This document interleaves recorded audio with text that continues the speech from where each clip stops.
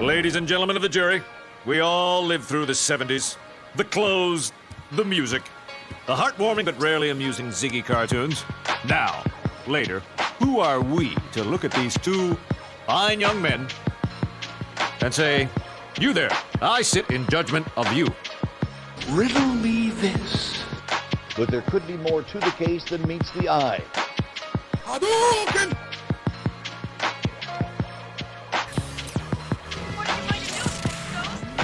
I'm combining the stun ray with the force energy power. Your soul is mine. You seem to be well grounded in the case file, Detective. Force the club! Tyrannosaurus! The SoulProviderZ. Or the stone pudding or something. I mix up some herbs and I come up with a dandy glass of this bicarbonate of fig leaf.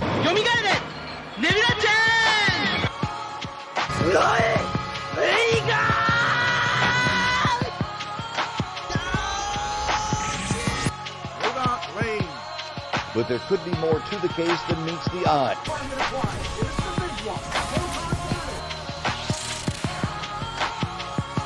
Always winterize your pants. Your soul is mine. By your powers combined. You seem to be well grounded in the case file, Detective. But there could be more to the case than meets the eye. Why so serious? Riddle me this. Haven't had a lot of company in a long time, but if I were expecting some, I'd whip up a really substantial meal.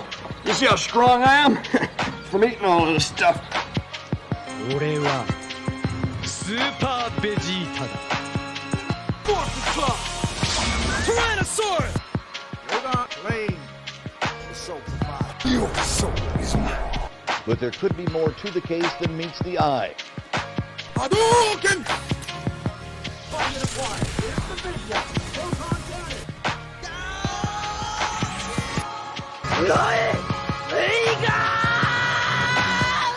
By your powers combined.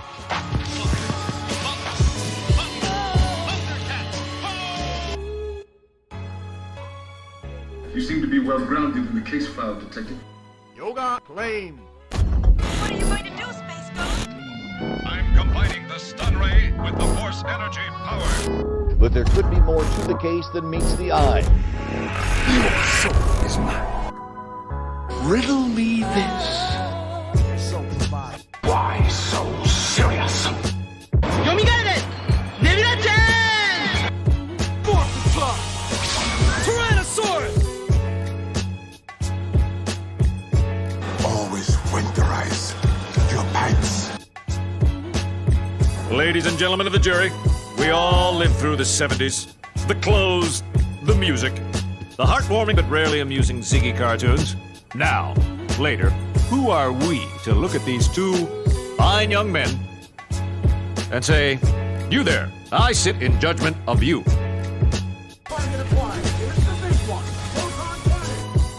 Why so serious?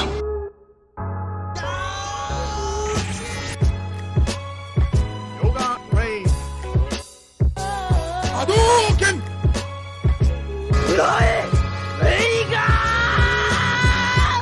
But there could be more to the case than meets the eye. Your soul is mine.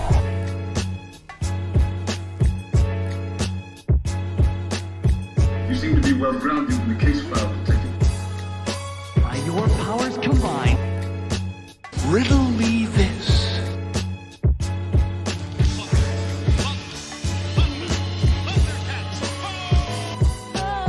俺はスーパーベジータだ。 But there could be more to the case than meets the eye. What are you going to do, Space Ghost?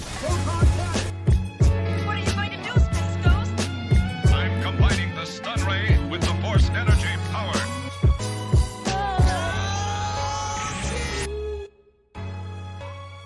Always winterize your pants.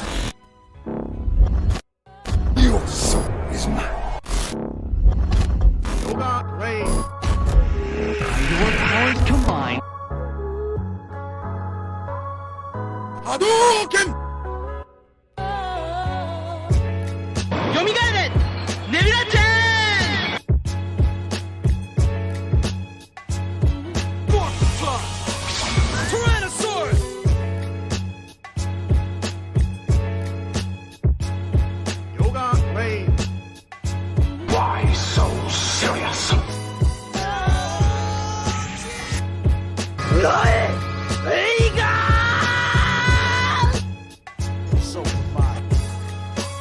Ladies and gentlemen of the jury, we all lived through the 70s.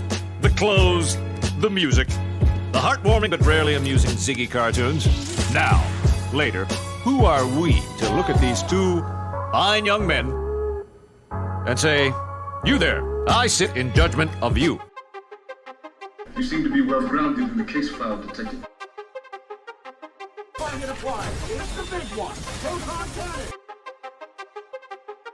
But there could be more to the case than meets the eye. Always winterize your pipes.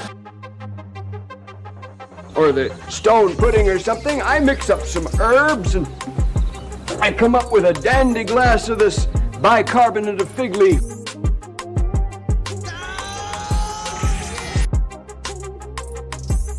Riddle me this. Your soul is mine.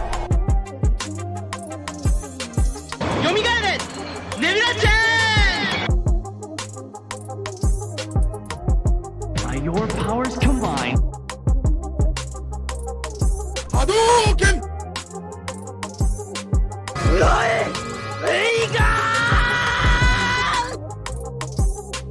Yoga plane.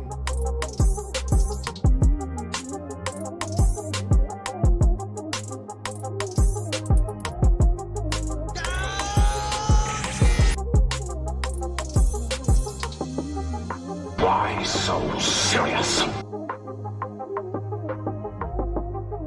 But there could be more to the case than meets the eye. 俺はスーパーベジータだ。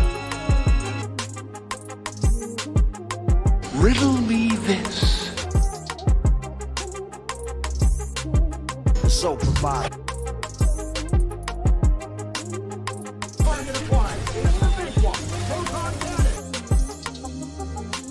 Your soul is mine.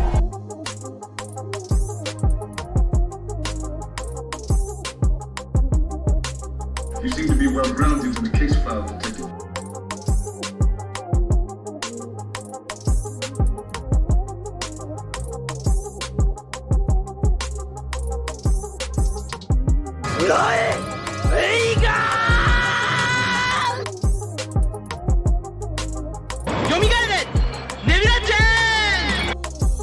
Why so serious?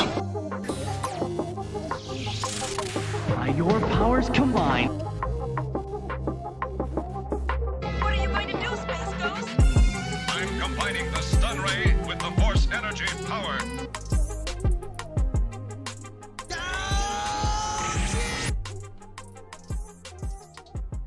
Always winterize your pipes.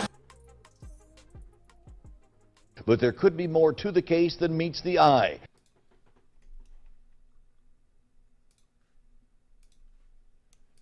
Alright, what's going on, guys? SoulProvider here from the Nerd Pill. Be sure to like the video, subscribe, click the bell for notifications to stay updated. Shout out to Ike. What's going on, Ike? Perfect timing, Ike. Shout out to Ike, man. Consistent YouTuber doing his thing. Check him out, man. Shout out to Ike. I hope everyone's having a good weekend. You can find the Otaku Jump podcast on playback via my channel on Spotify, Google Podcasts, Stitcher, Anchor, Amazon Music, iHeartRadio, and other formats you can check out in the description if you prefer those other options. Definitely don't mind that. All the episodes will be on there. All of season 1 will actually be on there. This is the season finale for 2022 of season 1 of the podcast. Next year we'll be starting episode 27 in January 2023. It's been really awesome to complete a full year of content. As you guys know, we've been covering so many topics within the first year, and it's only going to get more as we start next year for January. Also, hope everyone had a good Thanksgiving, Black Friday, if that was with family or with friends, peers, or whatever it was. Hope you guys are having a good holiday and stuff, as the holidays will continue for New Year's and Christmas. Shout out to the real Levon. What's going on, bro? Shout out to you. Thanks for coming in early. As I said, we got a lot to cover.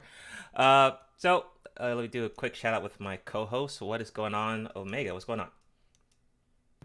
Yo, what's up, everybody? Hope everyone had a great holiday, and let's rock out with our controllers out. How about that?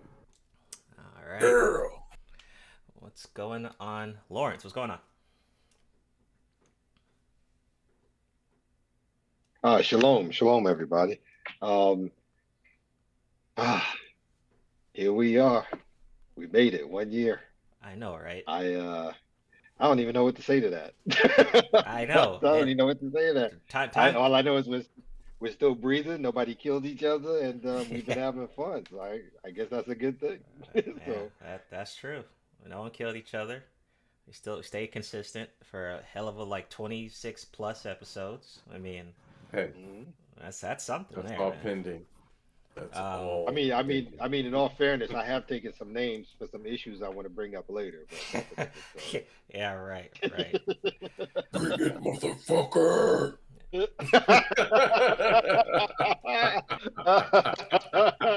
All right, we gonna start off like that, okay?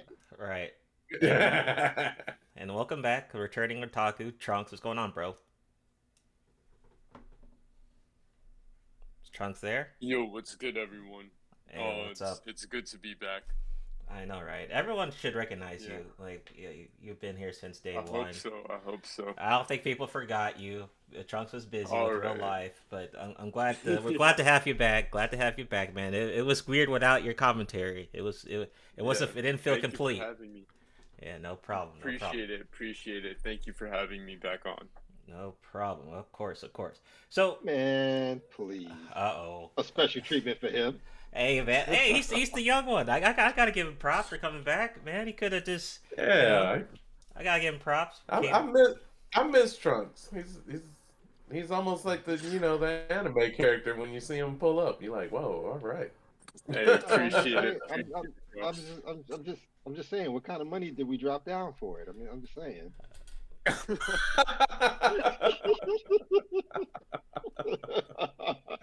just messing with you. I got it. All right. I got you. So the polls. So we had one last week. You guys know I do these on the weekends.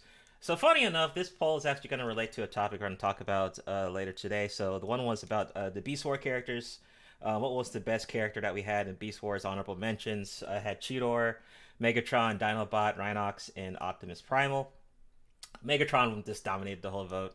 Out of us, 39 votes. So maybe some people don't remember Beast Wars. Granted, it was an older show, so I mean, no surprise there.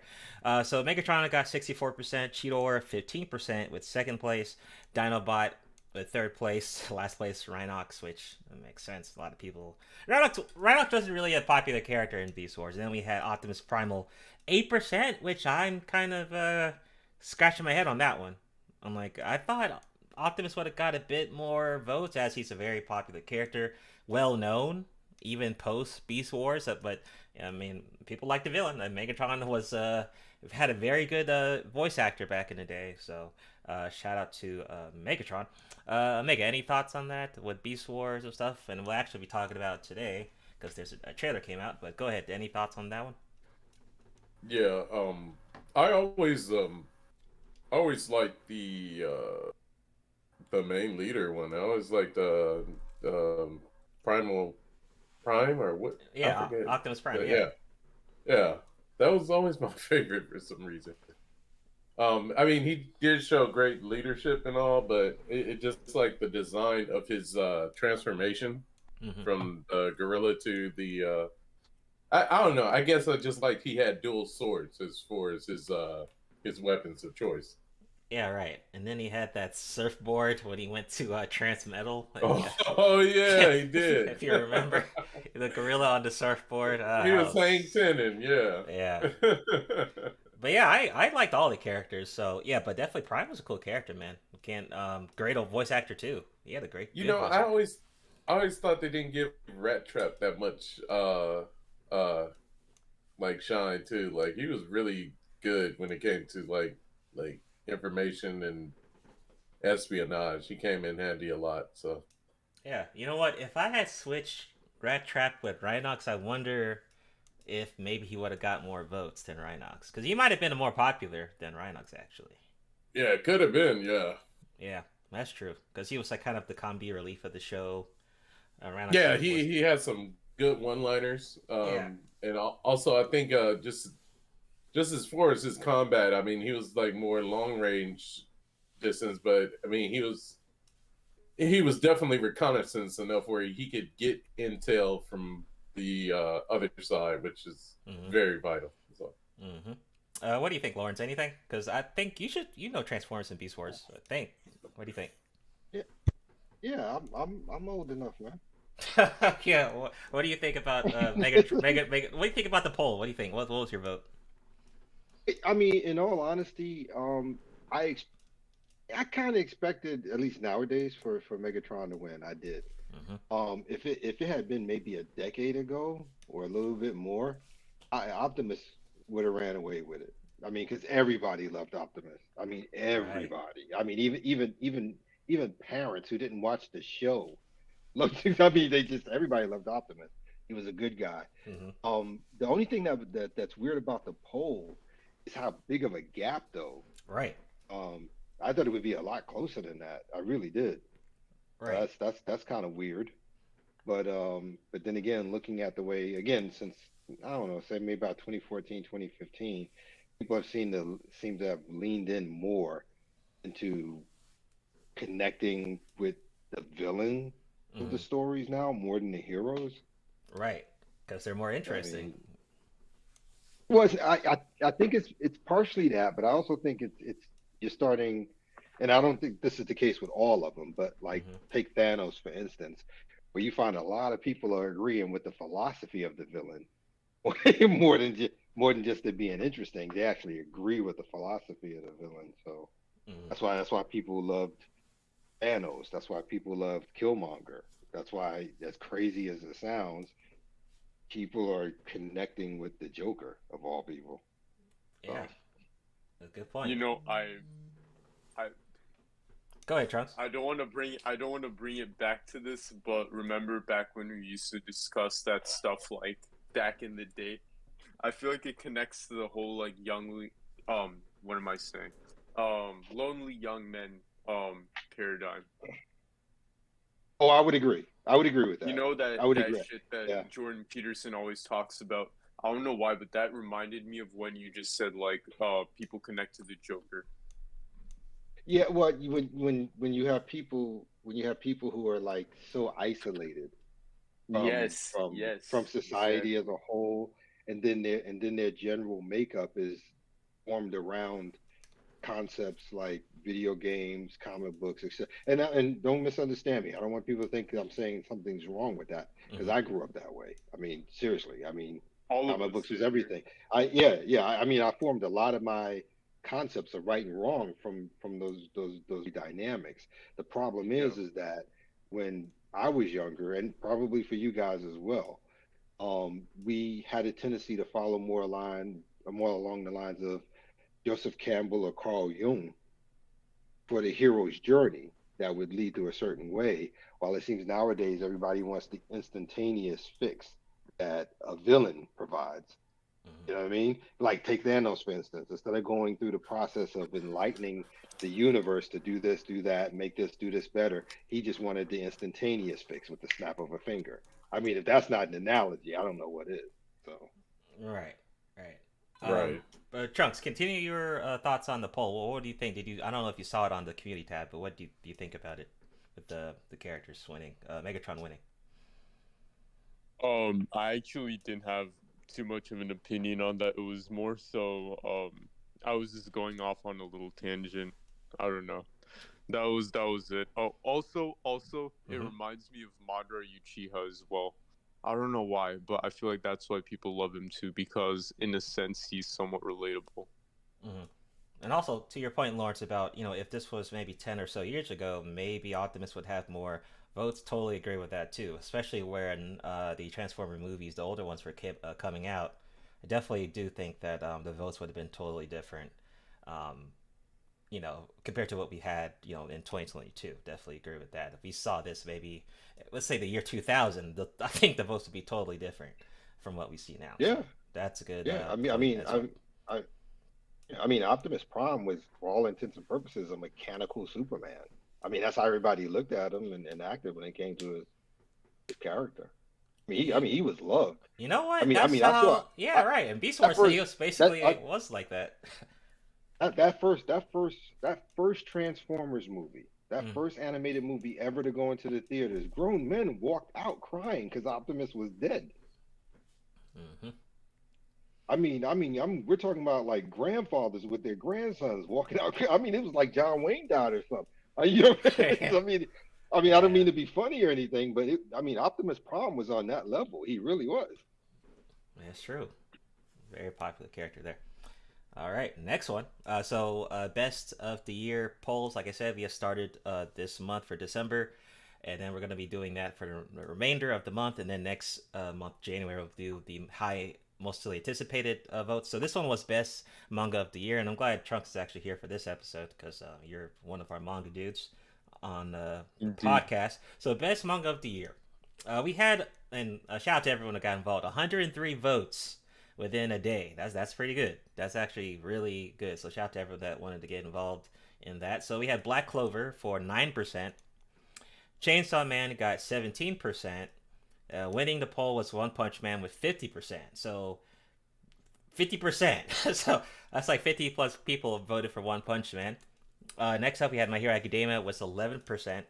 And Jujutsu Kaisen was 15%. Now, of course, honorable mentions. We did have One Piece. Yes, One Piece, of course, would be mentioned. We had Blue Lock. Someone mentioned Blue Lock. Dorian, you said Hunter x Hunter. So that was another mention. So we had 3 mentions. Hunter x Hunter, One Piece, and Blue Lock. And it's winning was Hunter, One Piece. Yeah, we know Trunks. But yeah, what do you think, Trunks? Like, what's your thoughts on One Punch Man getting most of the votes on that? Man, I don't know. It's like One Punch Man is entertaining for sure. Like I didn't like it at first because I never saw it, but then I did. And I mean, I liked it. It was entertaining, but it just doesn't have that same like heart-to-heart connection that you would have with something like One Piece. I know it wasn't on the tab, but even something like Black Clover, Chainsaw Man, JJK, My Hero, all of these are actually like you just like you could just like feel more of a connection with these than One Punch Man. I don't know. I just didn't feel that. It's just not. Does that make sense? Yeah. I know. I feel like it's not. So, if I was to switch out and put One Piece in there, you think that would have won the vote, or that would have easily won? I feel like that would have easily won. But that's why I wanted to avoid it, because I didn't want to put like the obvious like pick. You get what I'm saying? Like, yeah, I get it. I figured that's why you took it out. I was like, because it's easily the best selling like of all time. It beat like Batman. It's about to like beat like Superman too. So. Okay, what's going on, Death Racer? Death Racer says that he thinks JJK is the best for this year, and he says that One Punch Man releases too slow. Okay, good little critique there. Like I said, I'm not a manga side, but I still wanted to do best manga because manga is still part of what we talk about. Omega, what do you think about the best manga of the year? One Punch Man winning the vote with 50% out of 100 plus votes. I think I'm totally fine with it because not only the graphics but the background. That show is. I mean, the story is very great to me, but it's just their visuals like are very good, even in the fights, like between like the destruction and the flash and stuff, like debris. Definitely, like they emphasize a lot about wind too during these battles that happen. But I just like the mundaneness where it's like everyday life stuff, and then there's this battle. So I think it pretty much won out. I mean, me personally, I thought Chainsaw Man was gonna take it. I don't believe Chainsaw Man is overhyped, and I've read a little of the manga. So, like, I think the manga is really good, but just from watching Chainsaw Man on Crunchyroll, I thought it was going to be on first. I mean, I I'm definitely invested in Chainsaw Man. The story, the concept is brilliant. But I would say kudos to definitely One Punch Man. I mean, I've watched the show and I've had no really qualms with it that like are negatives about it. I just want to ask you this: like, what did you see in One Punch Man that you couldn't see in anything else? Like, that's what I really want to know. I honestly seen the comedic relief.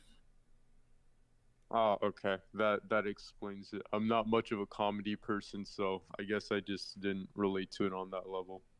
Mm-hmm. Okay. Lawrence, any thoughts on the poll for best manga of the year? No, that's you guys in space. I got nothing. Okay. All right. So, first thing to cover here. So, Nintendo Direct streamed for Super Mario Bros. Movie trailer. So they had a Nintendo Direct recently. Of course, that has big events to expect new gaming reveals, but this one was quite different. So the current one that we just got was focused on the movie for Super Mario Bros., where the company is set to debut their second trailer, which came out. If you missed the trailer, you can check it out. I dropped it in the Discord. So Nintendo has confirmed, however, there's no new game information being shared today, but it was just talking about the movie. So the movie came out. The movie trailer came out. Main lead role would be Chris Pratt being voiced of Mario. Saw the trailer and it didn't seem that bad. It had a lot of characters in there. Donkey Kong's in there somehow. Yoshi's in there. The princess is in there. Luigi's in there. I think honestly it could make some money if fans support it. But I know the main question was, is it going to be voice acted by Chris Pratt? I think from what I saw in the trailer, I'm like, this is kind of easy. I don't think it's going to be difficult for Chris Pratt to do. So that's my thoughts on it. Did anyone see the trailer yet? I've seen it and I have some thoughts on it. Go ahead, Trunks. No. Oh boy. Yeah, I've seen it. All right. Yeah, I saw it too. Okay, great. Everyone saw it. Personally, I don't know. I feel like Chris Pratt is Mario. I don't know why it just didn't hit right. I don't know why. I just feel like it just sounded like he wasn't trying that hard. Okay. I don't know, maybe I'm expecting too much, but casting Jack Black as Bowser was the best thing they could have done. That's yeah, sure. That makes sense. I could see that. Yeah, right. But I don't know, I just felt like even upon like the first trailer that we saw of the fight between Mario and Donkey Kong, that I feel like was completely unrealistic. Like that never fucking happens. And then we saw the Mario Karts too. Like they actually go on the carts too. Yeah. I'm like, oh wow. Rainbow Road and everything, yeah. They're including everything, man. But go ahead. But isn't Mario supposed to be like isn't he supposed to have super strength? Like isn't that one of his superpowers? I mean, if he gets the mushroom, he gets like bigger. So. And I know he gets like the fireball, but I don't know if he just has normal natural strength. His only original power is jumping, pretty much. I mean, plumber. Yeah, plumbing and jumping. It comes down to jumping. Blue collar Mario, let's go. Right, blue collar. Yeah, right. He's apparently a good plumber, although we have no idea about his review scores. But man, we assume man he's got hops and gymnastics. So we assume he's a good plumber. But anything else, Trunks? Before I go to the next one. He should have been able to like literally pick up Donkey Kong and just fucking throw him across the arena. Like we've literally seen that in some games. So I don't know. I just feel like the power scaling in this movie wasn't done correctly. So I always thought Pokemon would be stronger though for some reason. Go ahead, Omega. What do you think? Go ahead. I'm done. Yeah, like when they actually showed the trailer when he did the like Superman punch, I was like, okay, yeah. Mario can jump and leap at some amazing heights, but the way he just got stopped was just hilarious. So that scene, I think Trunks, when you mentioned it, where he's fighting Donkey Kong, isn't that basically trying to promote Smash Bros, right? I guess that would be a little Smash Bros moment, right? Then oh, you're right. Yeah. Yeah. Okay. Yeah, but he still shouldn't be that weak. He's supposed to be way stronger. Like, this is just in accordance to like every game I've ever played. Oh man, I just like he lays pipe. What more can you ask? God, I wanted to say something like that so bad, but I know we got to continue. So yeah, Lawrence, what do you think about the trailer and the movie coming out next year? Well, I mean, for me, I thought the trailer was pretty decent. I think it's, yeah, not to date myself, but I think it comes across as more something for my grandkids. Mm-hmm. And like actual and like long time, big time fans of it. As far as it goes for Chris Pratt, a lot of people were saying that about his voice. Right. They weren't thrilled about how he sounded. But I think that's because everybody's gotten too accustomed to the fake, phony Italian accents. Yeah.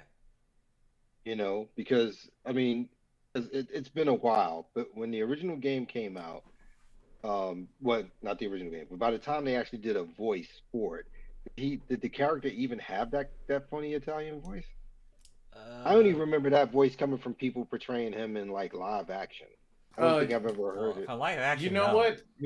He always just made sounds, but after a while, I think Nintendo 64 actually he was doing like voice stuff, like, it could have been the Game Boy Advance, or yeah, I know but he wasn't doing that. I know he was saying okie dokie, or yeah.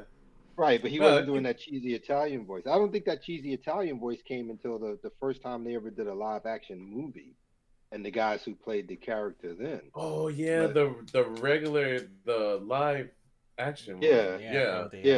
I think that's where that voice came from. So for all intents and purposes, so for all intents and purposes, Chris Pratt's doing what he should be doing. I don't think that was the game plan for the character. I think that's just from that live action movie in the 90s, and they just took it and ran with it. Because like I said, I can't recall any other time he had an Italian voice.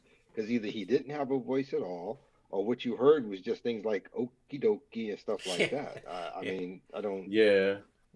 I mean, I could be wrong. I could be wrong. I honestly don't know. That's why I'm asking. Let me just play devil's advocate. I may go on a limb here, but I think Wario was the first one to actually start talking. Like, it seemed like Wario was always talking shit. Go ahead, Trunks. Right, but however, isn't the backstory of Mario, like, isn't he like actually like legitimately Italian? So why does he sound like American? Okay. Good point. So I'm just saying, like, the Chris Pratt's voice, I don't know, that's not what I expected Mario to sound like if he spoke. That's all I'm saying. Right. Mm-hmm. Yeah, and I will say this though, listening, I don't know what else you guys have heard outside of the trailer, but I've heard a couple of things other than the trailer. He doesn't seem as comfortable playing the character as you would expect. Does that make sense? Mm-hmm. Yeah. It's almost kind of like he's phoning it in, and I don't know if he's doing that on purpose or he's just not that comfortable with the character, or I don't know. I don't know how to explain it. Bro, the fact that pulling the shit up means that they should have chosen someone else. Right, because I mean, and this has nothing to do with the accent. It's just listening to him, just period. I think there's a certain amount of pressure that goes with this, because it's a big franchise, and you can't. I mean, for his agent or whoever to hook him up with that good deal to get this movie. I mean, let's just be honest. If this does well, I mean, he's going to be in many other Mario movies. So, I mean, I think to reject an offer like that would be dumb. So maybe he took it, knowing it's just too big of a deal to not take, and then just the pressure of the fans. Well, he was going to take it. He was going to take it regardless whether it was good or bad, because right now everybody's in competition with Zoe Zaladan. because the game plan now is to be in a franchise. And if you look, Zoe Salatan, if I'm correct, is the only person in movie history to be in 3 top franchises simultaneously. Because she's done Marvel, Star Trek, and Avatar. Oh yeah. And Right, and all of those, that's how and she's all, built. yeah. So I can see. So now with Chris, what he has is he has Marvel, Jurassic Park, and if this goes well, Mario. Yep. That's the game plan. Because there's always residuals on these. Let's be real. Okay, yeah, agreed. However, like, couldn't he have just tried a little bit harder? I know it was too big for him to turn down, but it's like he could at least put a little bit more effort into it. That's just my take. Granted, this is I only agree. one trailer though. We don't know, if he Yeah, maybe he yeah, improved exactly. post trailer, and I mean, remember he's gonna see all the feedback from this trailer and see what maybe he needs to work, what he needs to work on or something. So Good Yeah. point. We also have to remember that the trailer means nothing because the trailer is rarely ever in the actual film anyway. yeah, that's true. You're right. Remember what happened with the Sonic thing? Like Yeah. everybody, including us, Yeah. all of us hated the artwork for it. But then what did they do? They Man. literally remade the whole fucking movie. Yep, for the better. Yep. For the better. Yeah. Yeah, There absolutely. you go. And this is just with a Yeah. voice, so Yeah. So I mean, this could be something simple. They put out easy the fix. trailer. Like I said, the trailer was never going to be in the movie anyway. It's just to get us Right. excited. They Okay. might be sitting there reading all the responses from people like us, and they'll have them come back in and dub over everything because the dubbing won't take long. It's just voiceover. That's all it is. Yeah, Mhm. exactly. Good points. Good points. All right. So more Nintendo news. Nintendo issues full statement over this Smash World Tour cancellation. Days after news that the Smash World Tour would be canceling its final year championship and 2023 tour, Nintendo has offered a statement over the decision not to offer the Smash World Tour a license to host Smash Bros. Events. It says quote, any partner that we grant a license to has to meet the highest standards we require when it comes to the health and safety of our fans. Also important that a partner adheres to brand and IP guidelines, conducts itself accordingly to professional organizational best practices. Nintendo writes, we use this same approach to assess all partners. So basically, this was a big tournament for people that were Smash Bros. Players in the fighting game community, and they just canceled that shit, which sucks because if you think about it, all the other games, they've been getting supported, and it seems like from the Smash Bros. Nintendo side, the gamers are always kind of dealing with Nintendo's little hiccups and going backwards and stuff like that, and now to get this canceled, definitely not a good look for the community. And I guess they wanted to have a statement because, of course, the media and the internet was probably roasting them up, probably, and covering it, and they just wanted to put a little safe PR statement here to kind of lower the blow. Any thoughts on that? Mako, what do you think? This goes with the Smash Bros. And the community and the tournaments being canceled. Yeah, very unfortunate, but I think it's just something that, though it's annoying, the Nintendo people gonna love the product either way and still deal with it. So, but still sucks. No doubt about that. I mean, I can understand hiccups happen, but if it's like a known fact, maybe they even understand this is always going to happen. Trunks, anything on this one?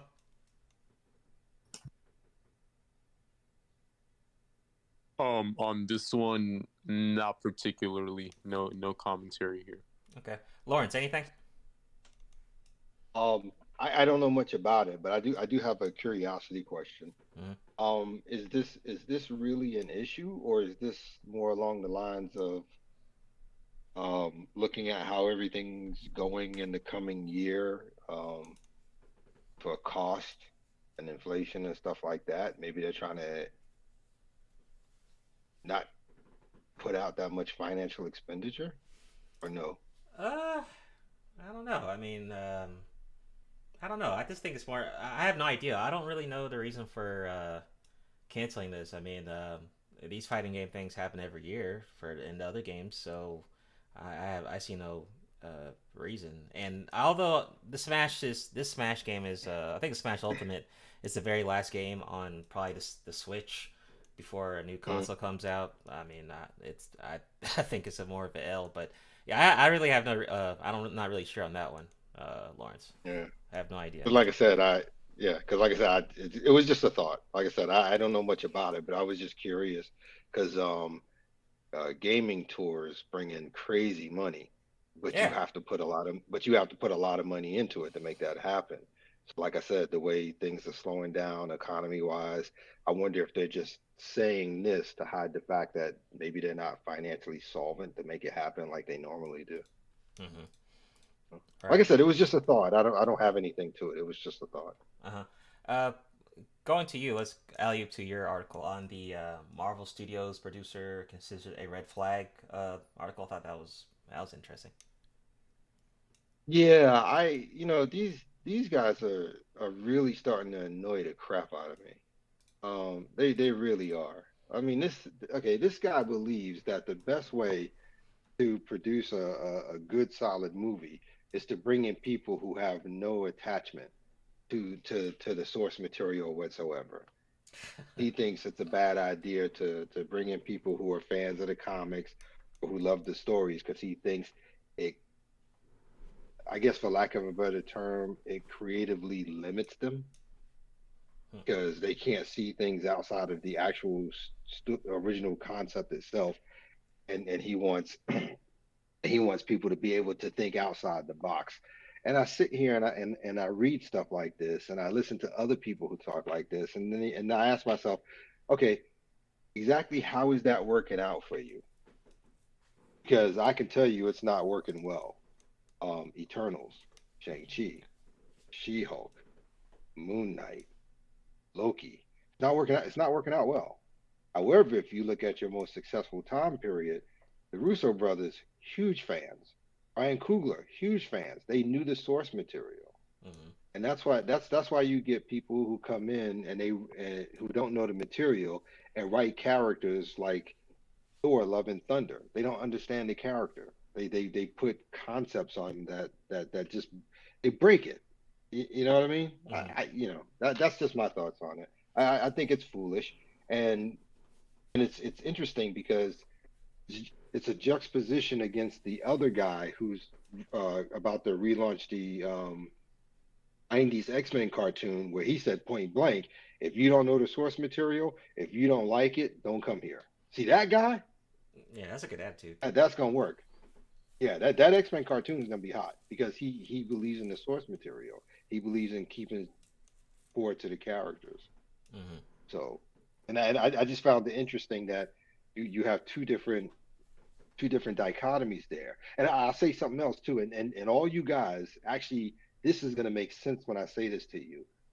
I find it fascinating that you have an idiot like this in charge of the live action, but you have the other dude in charge of the animation. Then they want to know why animation is working better than live action. Right. Does that make sense? Because they'll sit there and they'll go back and forth all day. Well, animation's making more money, manga's making more money, yada yada. Because people keep to the source material. They keep true to the characters. That's why animation and manga is kicking your butt. But you won't get it because you'd rather whatever it is. I don't particularly care, politics, ideology, or you're just stupid. Either way, all you have to do is look at Phase 4 and it'll tell you how it's working out for you. Right.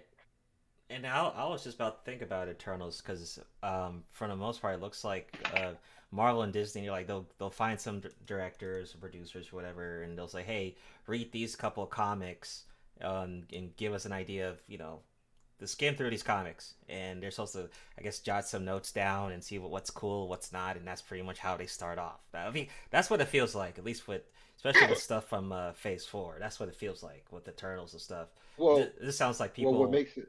Go ahead. No, I was just gonna say real quick. What makes it so sad is that by the time you get like halfway through or near the end of the article, he actually don't even want them to do that. Oh wow. Even the guys who came in to do a Batman movie, even though they would drive us crazy because they read the same book over and over, but they at least read the book. I don't care if it was Dark Knight, Long Halloween, whatever it is, but at least they read a comic. This guy's talking about he don't even want them to do that.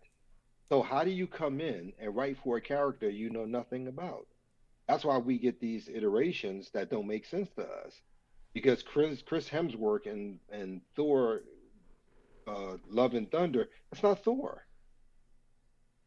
It's not.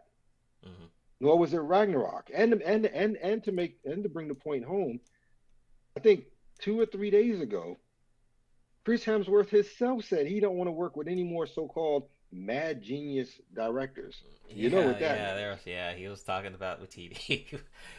That was just clear and cut. He knows. Look, we all know. Everybody knows. Even the idiot who made these comments. Even the guys who are playing the actors who are playing the characters, they know. Yeah, that's true. That's true. Omega, any thoughts on this one? My only thoughts will be that, you want # Lawrence is right. I was gonna get to that. no.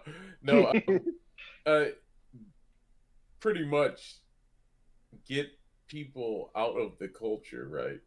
That you can mold to do these stories horrendously, right?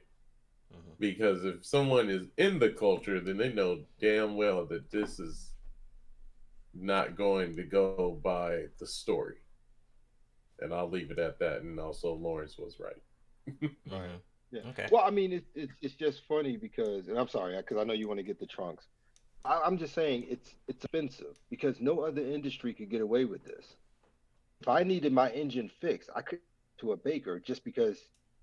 You know what I mean? It's absurd. You would get somebody who knows the engine, and if you're lucky enough, you get somebody who's a specialist on that particular brand or model of a car. But if you got a Lamborghini, you don't go to Nissan to fix it. Yeah, you don't. Yeah, you just don't. You don't. That's a good point. And this article kind of. This is scary for the next phase 5 in the future. But Trunks, what do you think about this? What's your thoughts? I guess I don't really have any thoughts for this one either. I'm just like, I guess I'm just not as well versed. So. Okay, no problem. All right. Yeah. We're gonna be going actually to your article next on. I thought this was cool. So this, you could go ahead and talk about this. This Japan yielding the cup with the anime jerseys from Blue Lock.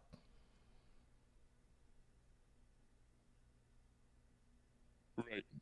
So this is just something I saw. I thought it was interesting, so I threw it in there. But basically, I'm sure. Wait, how many people here have actually seen the anime or watched the manga? I'm watching it. I'm watching it right now. It's awesome. Right. So I'm sorry. What? Watching what? I'm sorry. Blue Lock. Oh no, I'm not. Okay. Right. So no, I just saw this and thought it was interesting. That's it.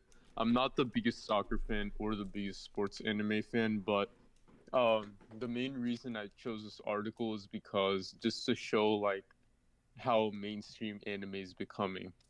I feel like a lot of people haven't even wrapped their heads around that yet.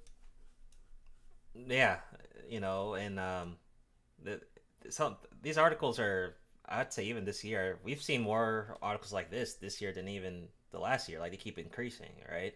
Getting more examples of how we had that LeBron or that Zion article recently, right? Where I think he partnered with Naruto or something like that. The little Naruto artwork on Twitter or something earlier this year. So I saw that.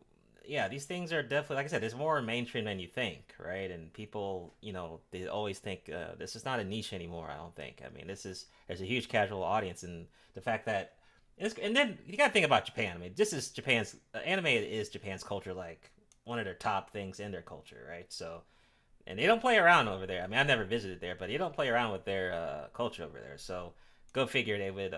And it's a cool way to promote the show, the manga, the anime, and then to win with those jerseys. I mean that's just a huge flex, and that is pretty cool. Highly agree. I love these things kind of going into other sectors of coverage when it comes to news and stuff. That's pretty fucking cool. And I hope to see more things like this next year and in the future. So it is pretty cool. Same. Omega, anything on this one? I think oh shit! Look at Dorian. definitely is cool that anime has been going in the direction of sports, and I even thought it was amazing when they I can't remember the name of it, but it had something to do with red and white blood cells. It was really educational, like about like what, like kind of how like, Souls at Work. Yeah, I think that's it. Oh right? That's Souls at Work. Okay, yeah. That was I enjoyed it because it was just very educational. Like, I mean, it was interesting, but it's like how started watching it and left with a medical degree. But yeah, I'd like to see more of this in the future, and I definitely shout out to what was it? It was Korea, correct? I think it was Japan. It was Japan. Okay. Well, yeah, congratulations to them and taking that win and actually putting that on display like that. So, hey, yo, but real quick, if you guys could have an anime made for anything, what would it be? Damn.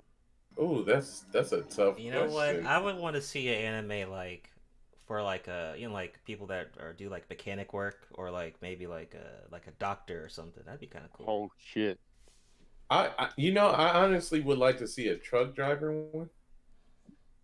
Interesting. Or definitely a I think they could pull it off though, but since cosplay is very predominant, it would be kind of cool to have like an anime like that was just based on cosplay and the photographers. Fried chicken. Interesting. Yeah, go ahead. Fried chicken. He said fried chicken. We already know. We already. Bird. We already have. We already have Food Wars. That definitely made chicken in that. It would be delicious. Oh yeah, you're right. Then we had Toriko. So yeah, we got chicken covered already. I forgot. Yeah. I actually forgot about Food Wars. Yeah. Okay. Would it be already made? Okay. Would it be like off-brand Popeyes, or would it be like Golden Bird? What I want to see is I would see like an anime where Popeyes, Churches, and KFC are in battle for the greatest chicken recipe. Actually, I could see people That watching that, but so I cool. myself wouldn't watch it. That's gonna be. Well, I'll be quick with this, but there's a manga that consists of two people in a chicken suit that are trying not to be eaten by aliens, and for some reason the aliens really don't know that they're like in chicken suits, like. That's I just want to say real quick. I just want to say real quick. Anybody who heard that breakdown that I just gave, I want to just say copyright, trademark, the Colonel Wars. The Colonel War. Lawrence guy. Sounds delicious. Trademark, to me. copy trademark Lawrence guy. Just saying. Okay. That's my. I'm gonna clip this episode. Okay. Oh, shout out to. I would want go to ahead. see an anime about pirates and ninjas. That would be really We are. cool. We are okay, Trunks. Yeah, we already have that. Isn't that one Trunks. Bleach? It's, Isn't yeah. that One Piece? Yeah. Yo, we got a summer. Yeah, And that's the arrows. Naruto and one. Trunks, he knows. He's trying to be slick. All right, all Technically, right. One Piece is comedy, but Damn. All right. Well, what's going on? Hey, what's going on, Isaac, Isaac? what's up, You brother? want to go there? Hey, what's going on? What's up? What's up? Hey, what's up? What's up? Hey, what's oh, good, brother? What do you think about the best anime manga of the year poll? What do you think? I don't know who got it. It was One Punch Man with like over 50%. Okay, wow, cool. And No, then no. But what do you think of it compared to the rest? yeah, the other stuff on the poll. To be honest, I really can't compare it because I haven't checked out any of those mangas, so it's Okay. hard for me to really. No problem. How about the Beast War best character with Megatron winning? What do you think about that one? I mean, I guess so. To me, Beast Wars is one of the worst of Transformers, so I didn't really care. Okay. Dang, you just roasted up my whole childhood. Okay. Go ahead. Go ahead and make it with your Black Video Game Pioneer article with Jerry. All right, you turkeys. Oh my god. I just wanted to say that because that was Jerry Lawson's favorite thing to say. Yeah, so on Thursday, Google published a playable Google Doodle game honoring the Black video game pioneer Jerry Lawson. On what has been the 82nd birthday, Lawson, who died in 2011, played a pivotal role in development of the Fairchild Channel console, which introduced the concept of programmable video game cartridges to the market in 1976. This on Google is definitely inspired by the Super Mario Maker that allows players to build and edit games using retro tile-based graphics. After a brief tutorial, of course, that introduces the elements of Lawson's history. Players can select pre-existing games to edit or create their own. Let's see here. Yes. While under development, Greg Reyes led the Channel F project, with Lawson handling the electronic circuit design and initially designing a unique 8-way joystick. Nicholas Telsfor leading industrial design, and Ron Smith covering mechanical engineering with contributions from others as well, while Telsfor and Smith developed the Channel F's distinctive cartridge itself. Lawson often gets general credit for this invention due to his essential role in bringing the overall console to the market and his historical importance as the first known Black video game engineer. I was able to play this, and it was fun. It was very interesting, and the creativity of it was also giving you some insight in history. What kind of almost like you're sitting in the seat from what they were actually creating. So definitely wanted to cover this, and as many will know, we're some of us are gamers. I'm definitely gonna be a gamer until I kick the bucket. Bury me with my consoles. So yeah, definitely I wanted to share this. I thought this was quite amazing, and I'm not sure. I think it might be playable still. Not sure, but it was pretty fun. Okay. Yeah, you know what? I'm gonna be brief on mine. The only reason I knew about this, and sadly, I'm glad you got an article about this. I saw that I think YouTube changed like their icon for this past week or something to him, and I was like, oh shit, what is that? Correct. So I'm like, oh okay. When I saw your article, Googled it as well. right? When I saw your article, I was like, okay, cool. So that's what's up, man. I'm always gonna promote STEM and engineering and all that those other fields. So that's pretty cool to see a fellow otaku doing his thing and getting credit for it. That's pretty cool. How about you, Isaac? You can go ahead. Any thoughts you may have?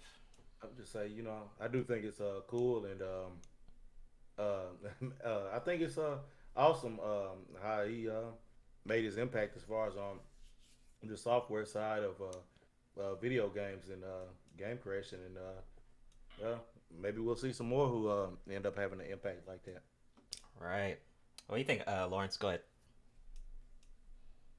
Nothing is that. I mean, like, it's good. I mean, I probably, well, yeah, I don't think I'll say it. Uh-oh. I mean, I want to, but some people will probably take it in the wrong vein. I don't want to do that. So. Are you sure? You sure? Finale episode, Lawrence. I know. but it's gonna come off racist. Oh, okay. Yeah. Yeah, okay. Yeah, I guess we should try again, turkey. Yeah, sure. Gotcha. What do you think, Trunks? What do you think? Thoughts? No thoughts worth giving over here. I'll pass. Okay. Let's go to you then on the Jujutsu Kaisen director overseeing original Disney anime Bullet. Right, so I actually found this really interesting that the Jujutsu Kaisen director was gonna direct something in Disney. Like, I just feel like that's the most random shit I've ever read, so I'm like, let me throw this in here. That is random. So what? So just Disney Plus has only. So what? This is like a something that's coming straight out of Disney, I guess. Anime Bullet. Yeah, that's the thing. It's straight out of Disney. It's not even like some sort of like a collaboration or some sort of like a management thing. This is like from Disney itself. So this I don't know how that's gonna turn out. So this is not a manga or nothing? No, it's not. Oh no! So this sounds like Netflix originals. Those Netflix original animes, then, from right? That's what that sounds like. Yeah, that's what it's sounding like to me too. Anyone have any other thoughts on this? I just go ahead. I'm just gonna say it doesn't surprise me that they obviously want to get in there. I mean, they did spend buku of money so they could have the distribution rights to all of Bleach's catalog. So it's not surprising to me that they would be going this route. I do think it will be Disney minus crap flicks on anime. So yeah. Interesting. I hope they don't. Oh, they're probably gonna end up like Netflix, where no one's gonna care about these Disney Plus animes. And then they're gonna have to learn their lesson the hard way, and after they take the L. But what do you think of Mega on the Disney Plus animes? This coming from scratch with no source material, nothing. Can we say Mega L? I'm gonna give it a Mega L. Like, no. Like, oh man, nah, son. They're probably gonna be trash. And once again, we keep talking about this every episode, that there's things that these companies are trying to make where no one asked for it. This is this goes to the Lawrence's point yet again. But go ahead, Lawrence. Anything on this one?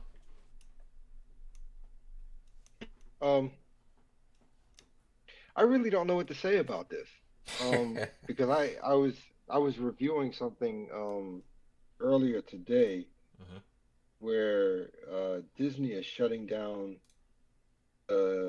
Disney Channel, and broadcasted in Russia, and we can say that it's probably them opposing the whole Ukraine thing, but I think it's the beginning of something more.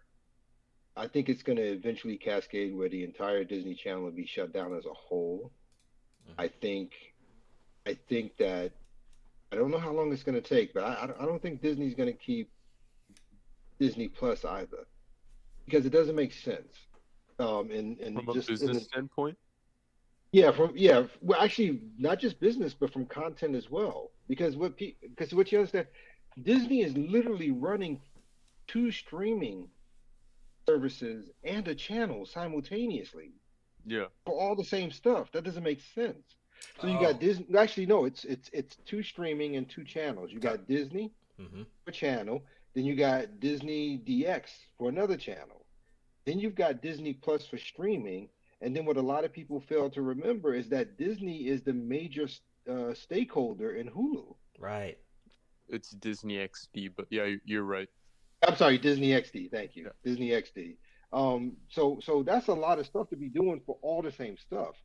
I think Highly that agree. eventually they're going to overtax themselves. They're already in financial distress to begin with. That's why they brought back Bob Iger, which I'm telling you is not going to change anything. And it doesn't make sense when you already is a major stakeholder in Hulu. You could have just put all your stuff there. Exactly. And speaking of being a stakeholder, well, I mean, I'm obviously not a stakeholder, but I just sold like a lot of my Disney stock because they're pulling some fuck shit like this. It's not just you. It's not just you. Geeky and Neon did the same thing with their stock. I don't know if you guys know who that is, but they're over on Clownfish TV. And they've got crazy stock. I know they started dumping some of it. They didn't say how much. No, But, I got but yeah, rid but of most of mine. yeah. So, But Disney but X. like I said, Yeah, sorry. Go ahead. Go ahead. no. I'm sorry. You go ahead. Yeah. You My go question was, so Disney XD, is that a whole new like streaming service, or is that just a whole new channel? Oh no, that's been around for a bit. Okay. Yeah. It's actually a TV. It's actually a cable TV channel. Oh, okay. Yeah. Okay. Because Which doesn't even make sense. Why? It Why do doesn't. they still have You got- that? Because Disney itself is where you got all the the stuff like Lizzie McGuire, Wizards of Waverly Place. Disney XD was for the animation stuff. Okay. Mm-hmm. They were actually like the Avengers cartoons and all that stuff. That's what Disney XD was for. Gargoyles and, and all that.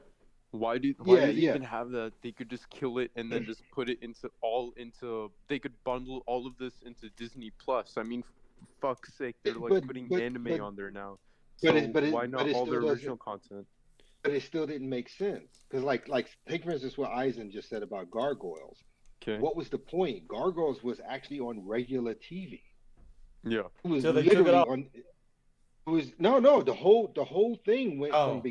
from beginning to completion on regular WB Kids. Yeah. That was And then they took it off after for a was while. over. Yeah, they took it off for a while. No, it ended completely. There was no taking it off for a while. It was the show was done. But the point is that you've got 2 cable channels and two streaming services, and it doesn't make sense. You have Hulu. Just dump all your stuff there. You're paying billions of dollars every year for services that are so divided, nobody knows where to go. Plus, what you're doing on Disney Plus, you're already seeing people dropping subscriptions because your content sucks. Tell you why they're doing it. Go ahead. If there's something that you notice that, like whenever Bleach, the 1,000-Year Blood War started, the problem people had was that there were areas that didn't get Hulu, so they could only get it through Disney Plus. Yeah. So they're looking at, with Disney Plus, we got billions and billions of other people we can get money from, while getting money from them on Hulu too. I don't disagree with that, but we still have a problem here because you can go after all those extra people all you want to with Disney Plus, but the problem we have is that their content sucks. And nobody, even though it's you making it available to more people, they're not buying into the propaganda. As a matter of fact, we can prove it by the fact that they're buying everything else, like Bleach, Doctor Who is now under their control. I mean, their content is sucking so bad they're going to other people's content and trying to take control of it. Hey, watch this. Let's be real. Whose content doesn't suck right now? Just about everybody's does. No, And they're I know. going, and I was just gonna say they're the most popular one of all the crappy ass content. They're just going up and buying up the old shit that doesn't suck. Yeah. No, I agree with you. I agree with you 100%. No challenge to anything you said. I'm just saying that I think it's a foolish move with the amount of money they're losing on an annual basis. They have money spread so thin and so far out, and and the reason why it's crazy is because between those two channels and those two streaming services, the only people they're competing with is themselves. That's retarded. Yeah, I noticed that even Hulu has their own little cartoon section, which is like there's like no point even. It's like maybe 6 shows on there, and it's like, okay, well, what's the point where you could just add those on Disney Plus and not have cartoon section? Right, but what I think they're trying to do here is something called horizontal acquisition. So essentially what they're doing is what they're trying to do is have everybody's options for streaming services under them and them only, which is what you were saying earlier, but again, it doesn't make sense because so many people are opting out of it anyways. No, and like I said, look, I do mergers and acquisitions for a living. I get the horizontal acquisition. However, horizontal acquisitions only work well if you understand them as bolt-ons. And these are not bolt-ons. Bolt-ons are supposed to enhance. Bolt-ons are supposed to bring in something additional that you don't already have. That's not what they're doing. They're replicating what they already have. So it goes back to what I was saying a minute ago. The only people they're competing against is themselves. Because how do you explain trying to convince somebody to buy Disney Plus for $20 a month, but at the same time tell them to buy Hulu, which is only $7.45 a month? I mean, it doesn't make sense. And then selling a bundle for like 60 for both. Yeah, just selling a bundle for $60, and that's just the beginning of it. Because you also have to take into consideration that in order to get Disney Channel or Disney XD, now you got to go to a higher plateau for your regular service provider for cable TV. I mean, you're literally you're doing a price war with yourself. It makes no sense. Exactly, and like, okay, but how are we realizing this? And like the executives there are not realizing this. That just doesn't make any sense to me. Like this it's like politicians. Because it's because it's like politicians. Once you've been in a position for so long, you forget what it was like to be downstairs. And the fact that you're not associating with anybody downstairs, you don't get what's going on the ground. That's why grassroots organizations have a tendency to be so powerful until once they reach that level of power, they become like everybody else. They forget where they came from, that kind of thing. I'll put it to you like this. I'm sorry, go ahead. No, I was just going to say that I think the major thing is they really don't have to worry about realizing it because enough of the public isn't smart enough to realize it, so they're still going to buy the bundle. Exactly. And that's the trick. You nailed it. That's we're the trick, public, are we not? Yeah, but we're not the casual. I don't have the bundle. Right. Yeah, I mean, neither do I. Who the fuck would actually buy it? The casuals. There's plenty of stupid people in the world. The casuals are not paying attention. Right, because here's the problem. We're the public. That's true. But first of all, there's no calculating for stupidity. Let's get that clear first. Fair enough. Second of all, for every one of us, there's 99 others that are not. We are the minority. I feel like I've forgotten that a lot of the time. Yeah. I mean, we literally are. We're the minority. We really are. So, and then on top of that, I guarantee you, the vast majority of people with Disney Plus are parents with toddlers and all that good stuff, because you know how it goes. Turn on Disney. You're definitely right on that. Turn on the TV, sit the kids in front of it, and you go do what you want to do with your wine club or and not paying attention. Yeah, the TV's babysitting the kids. I mean, it is what it is. That is deep. I mean, that is deep, because it's like maybe the kid likes maybe one or two, like how fickle a child can be, but then it's just like it's there and it's paid for, so they're not paying attention. Well, it's also about the age of the child, because you got to remember, if the child is anywhere between, let's say, the ages of 3 and 5, 3 and 5, 3 and 6, what's going to happen is that they don't even have to like the show. The fact that there's bright, pretty colors all over the place will keep the kids' attention. Yeah, and then if you go to if you've noticed, especially post COVID, like if you go to like Netflix and stuff like that, usually in the top 10 ranking of shows is also those kids shows. They're always in the Yes. top 10 right now. Before Yeah. COVID, I don't think it was like that, but nowadays those shows It are was always not. appearing in the top 10 no matter what. It don't even matter Yeah. if a new movie or new show come out. They're Mhm. not getting kicked off that list. Never. Yeah, yeah. I'm sorry. I want to apologize because I didn't mean to drag this conversation so long, but No, it was just me. it was That was it was me. just an interesting art. It was an interesting article. Oh, you're to good. It's the contemplate. finale. Good article. Good article. Go ahead, Eisen, with The Witcher. Gotcha. All right.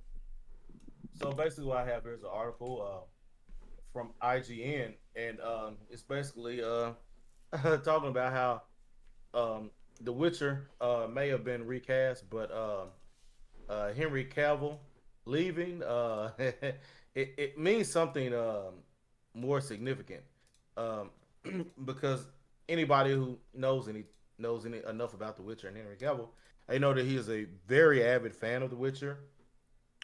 He started off from the games, and then he actually went into the lore and read the books.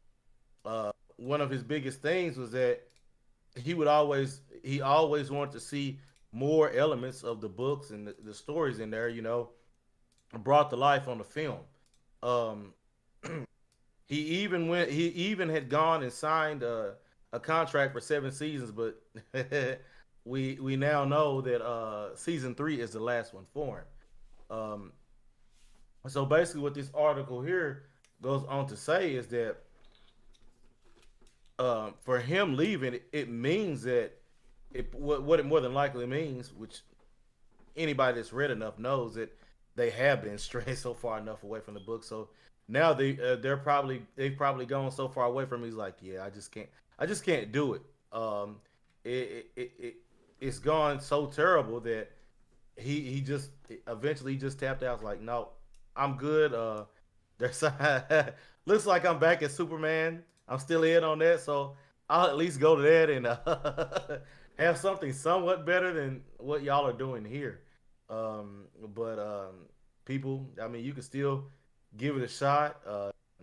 Season 3 is still left with him in it, and then 4 you'll have Liam Hemsworth. But that's all I really got.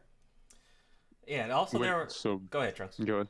No, you go ahead. Yeah, so I was just gonna say, there was a trailer that came out for the prequel. Did anyone see that?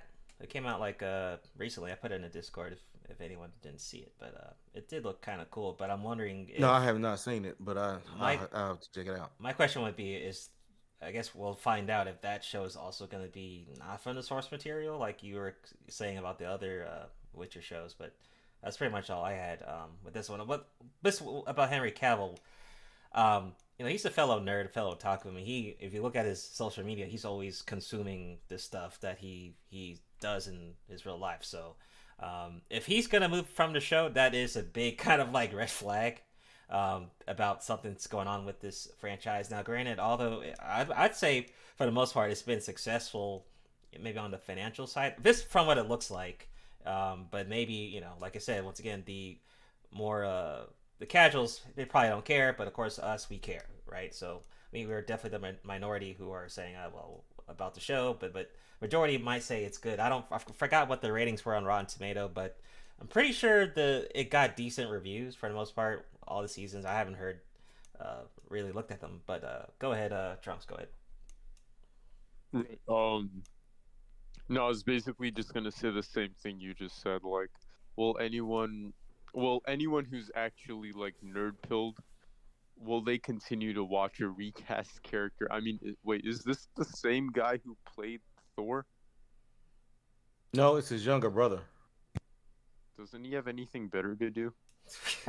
Damn.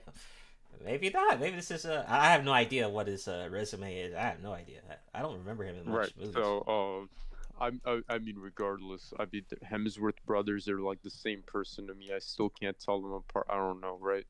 But regardless, I just feel that Henry Cavill is someone who is, like, I guess we could say nerd pilled. Like, man, I don't know. This really seems like something a role that he would enjoy playing, right? So yeah, like you said, something's going wrong with the franchise, and I guess Thor's younger brother is looking for work. So I don't know, bro. That's I don't what know. that's what it seems I've like watched to me. some of The Witcher and I really, really liked it. Like I know my friend's dad really liked watching The Witcher 2 and I guess he's not gonna watch it anymore because like the main character getting recast is like a pretty big thing. So I mean I'm just stating the obvious here, but I don't even know. Yeah. I don't even know. It's not gonna be the same without Henry Cavill. It's not. It's totally not. What do you think, Omega? Any thoughts? I don't really have thoughts on this because it just seems like a right direction where the actor is just like, no, I'm done. Mm-hmm. Okay, Lawrence, anything? Well, this is pushback. Okay. I mean, in all honesty, this is pushback. What we're starting to see is we're starting to see people say, you know what, enough's enough. Enough's enough. You know, like I said, the guy you got the guy with the X-Men animated cartoon. If you got no respect for it, don't come here. You got Chris Hemsworth himself talking about he's not working with directors like that anymore to do Thor or Marvel movies. You know what I'm saying? His little brother Liam, and look, we need to be honest about something between the Hemsworth brothers. They're not exactly known for being astute actors. Okay. Yo, we need to be honest about this. So you have that. Then you take Henry Cavill again, as we all know, phenomenal actor. Well, it's not just he's a phenomenal actor. It's just that again, he's one of us. I mean, because when I say he's one of us, I don't mean like we get to say I don't mean like we get to sit here and say, yeah, he does this, he does that, he's one of us. No, this dude has been on national TV and like, nah, I'm that dude. I'm a nerd. I do computers. I play anime. I like games. I like this. So what we have is you're starting to see actors and people who you're starting to see the pushback from the nonsense we've been seeing for almost 8 years now, and they're not having it anymore. And the thing about Henry Cavill leaving, and this is a personal thing for me about Henry Cavill. Now, I know Henry Cavill outside of action movies to some degree. I knew him before Witcher. I knew him before Superman. I watched him in other stuff. He's a good actor. To me, he's a good actor. What's pissing me off, and Eisen and I have talked about this before, I'm tired of people taking advantage of him. I'm tired of people giving him crappy stuff, knowing full well when this man comes in, he's ready to give you all, but you give him crappy lines. You give him crappy stories. You change parameters of what you brought him in for. Now, him leaving because he has Superman lined up, okay, fine. I would bet good money that even if he didn't have Superman lined up, he would have left anyway. I agree. Because it might have would have been later, but yeah, he would have left. He might have lasted one more season, but he would have left. Because here's the thing. We each have our own character that's us. You know what I'm saying? That we live, we breathe for. Okay? We're all actors. It's not just we're all actors. Like take Eisen, for instance. And I'm sorry, Eisen, I'm just using you because you're the first thing in my mind. You're fine. It's good. Take Eisen, for instance. Okay. Eisen's thing is Star Wars. That is his thing. That is his bleach. life. That is what he breathes. I know that, but I'm going with Star Wars right now. But that is his thing.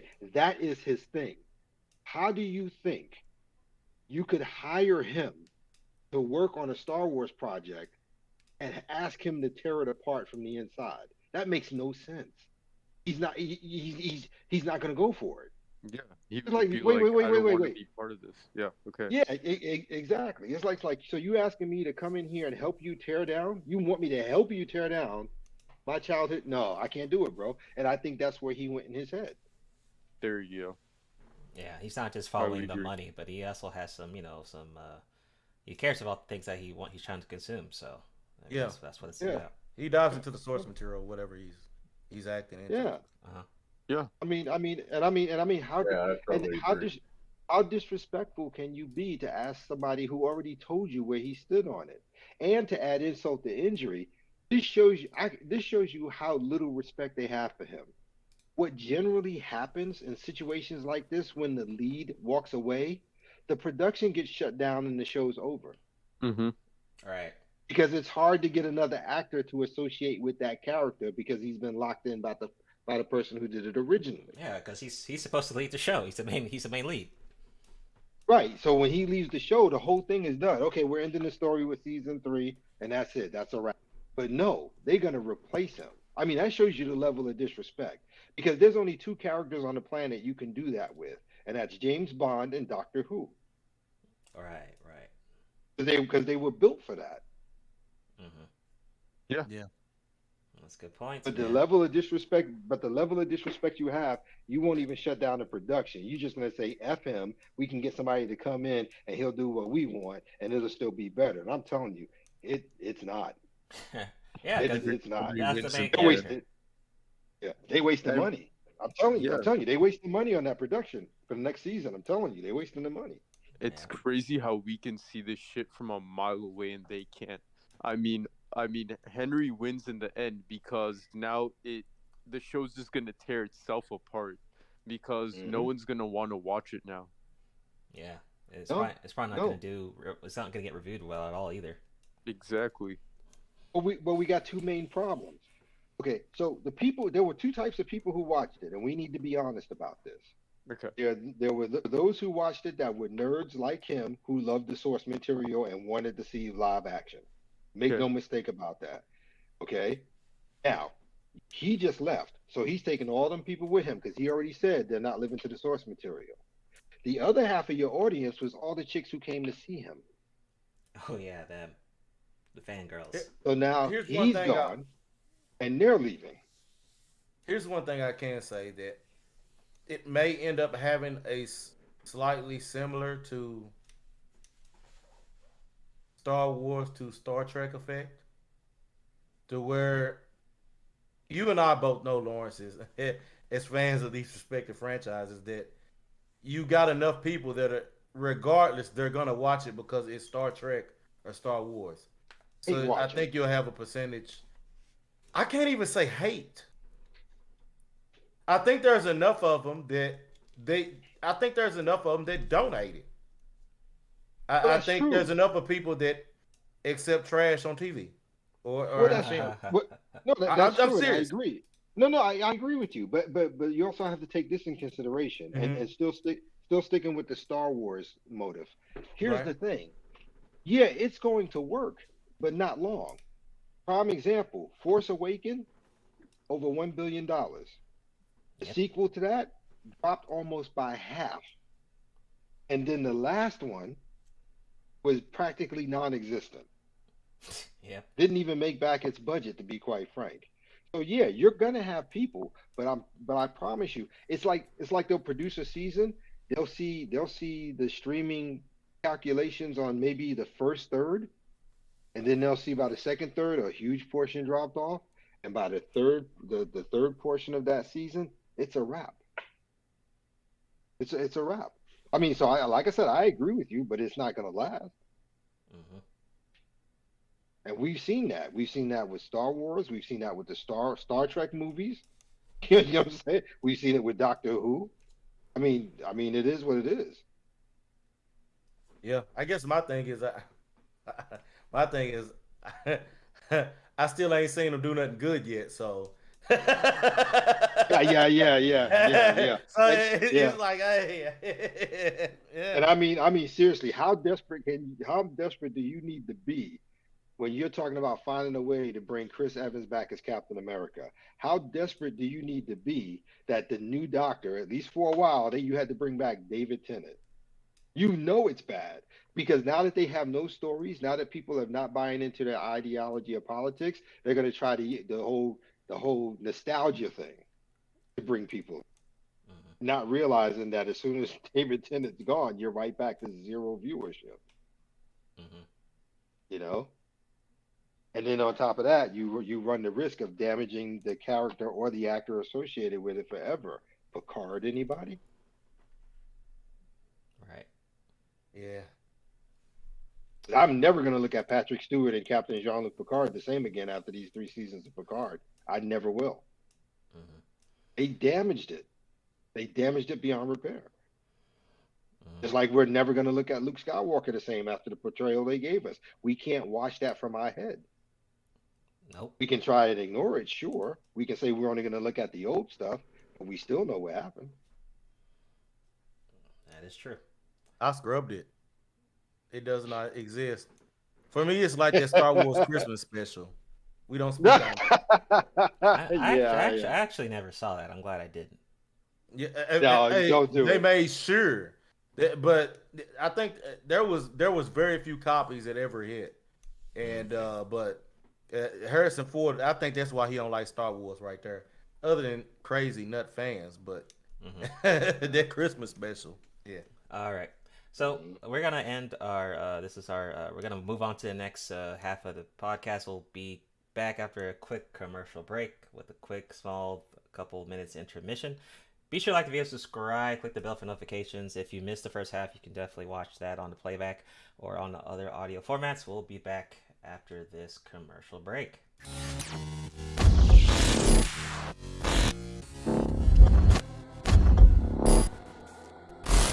Ladies and gentlemen of the jury, we all lived through the 70s. The clothes, the music, the heartwarming but rarely amusing Ziggy cartoons. Now, later, who are we to look at these two fine young men and say, you there, I sit in judgment of you? Riddle me this. But there could be more to the case than meets the eye. Hadouken! What are you going to do, Space Ghost? I'm combining the stun ray with the force energy power. Your soul is mine. You seem to be well grounded in the case file, Detective.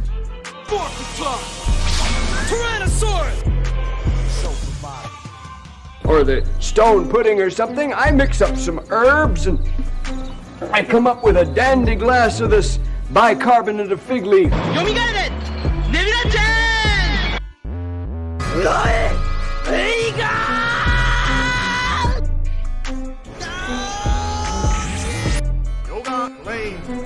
But there could be more to the case than meets the eye.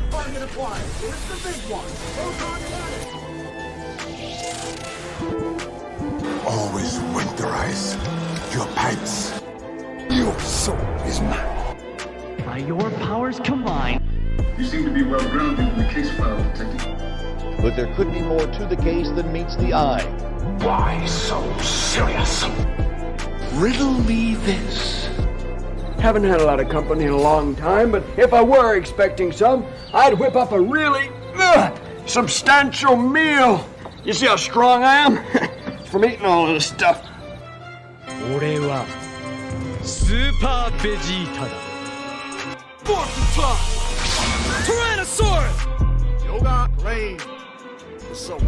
Your soul is mine. But there could be more to the case than meets the eye. Hadouken!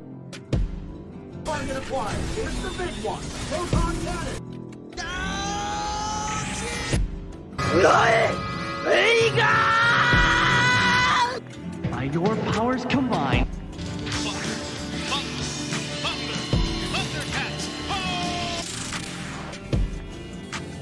You seem to be well grounded in the case file, Detective. What are you going to do, Space Ghost? I'm combining the stun ray with the force energy power. But there could be more to the case than meets the eye. Your soul is mine. Riddle me this. Why so serious?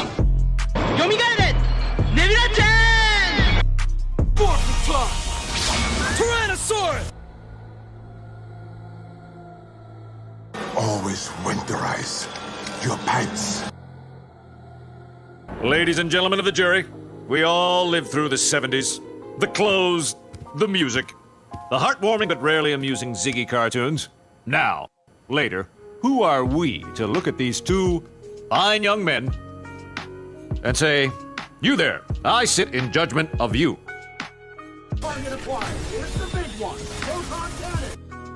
Why so serious?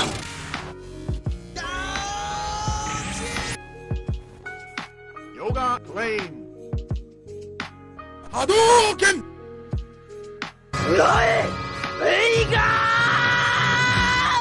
But there could be more to the case than meets the eye. Your soul is mine.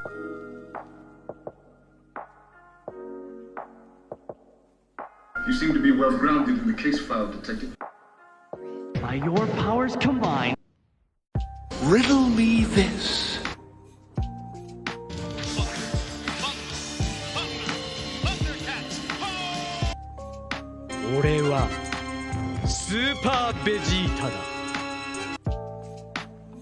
But there could be more to the case than meets the eye.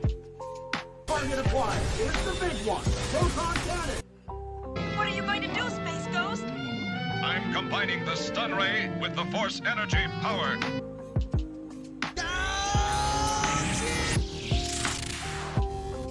Always winterize your pipes.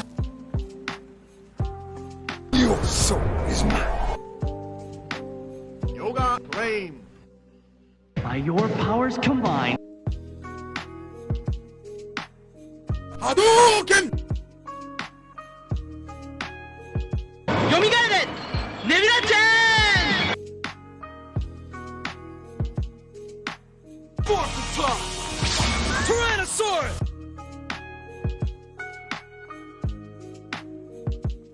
Yoga flame. Why so serious? The SoulProvider. Ladies and gentlemen of the jury, we all lived through the 70s. The clothes, the music, the heartwarming but rarely amusing Ziggy cartoons. Now, later, who are we to look at these two fine young men and say, you there, I sit in judgment of you. You seem to be well grounded in the case file, Detective. Target acquired. Here's the big one. Proton cannon. But there could be more to the case than meets the eye. Always winterize your pipes. Or the stone pudding or something. I mix up some herbs and I come up with a dandy glass of this bicarbonate of fig leaf.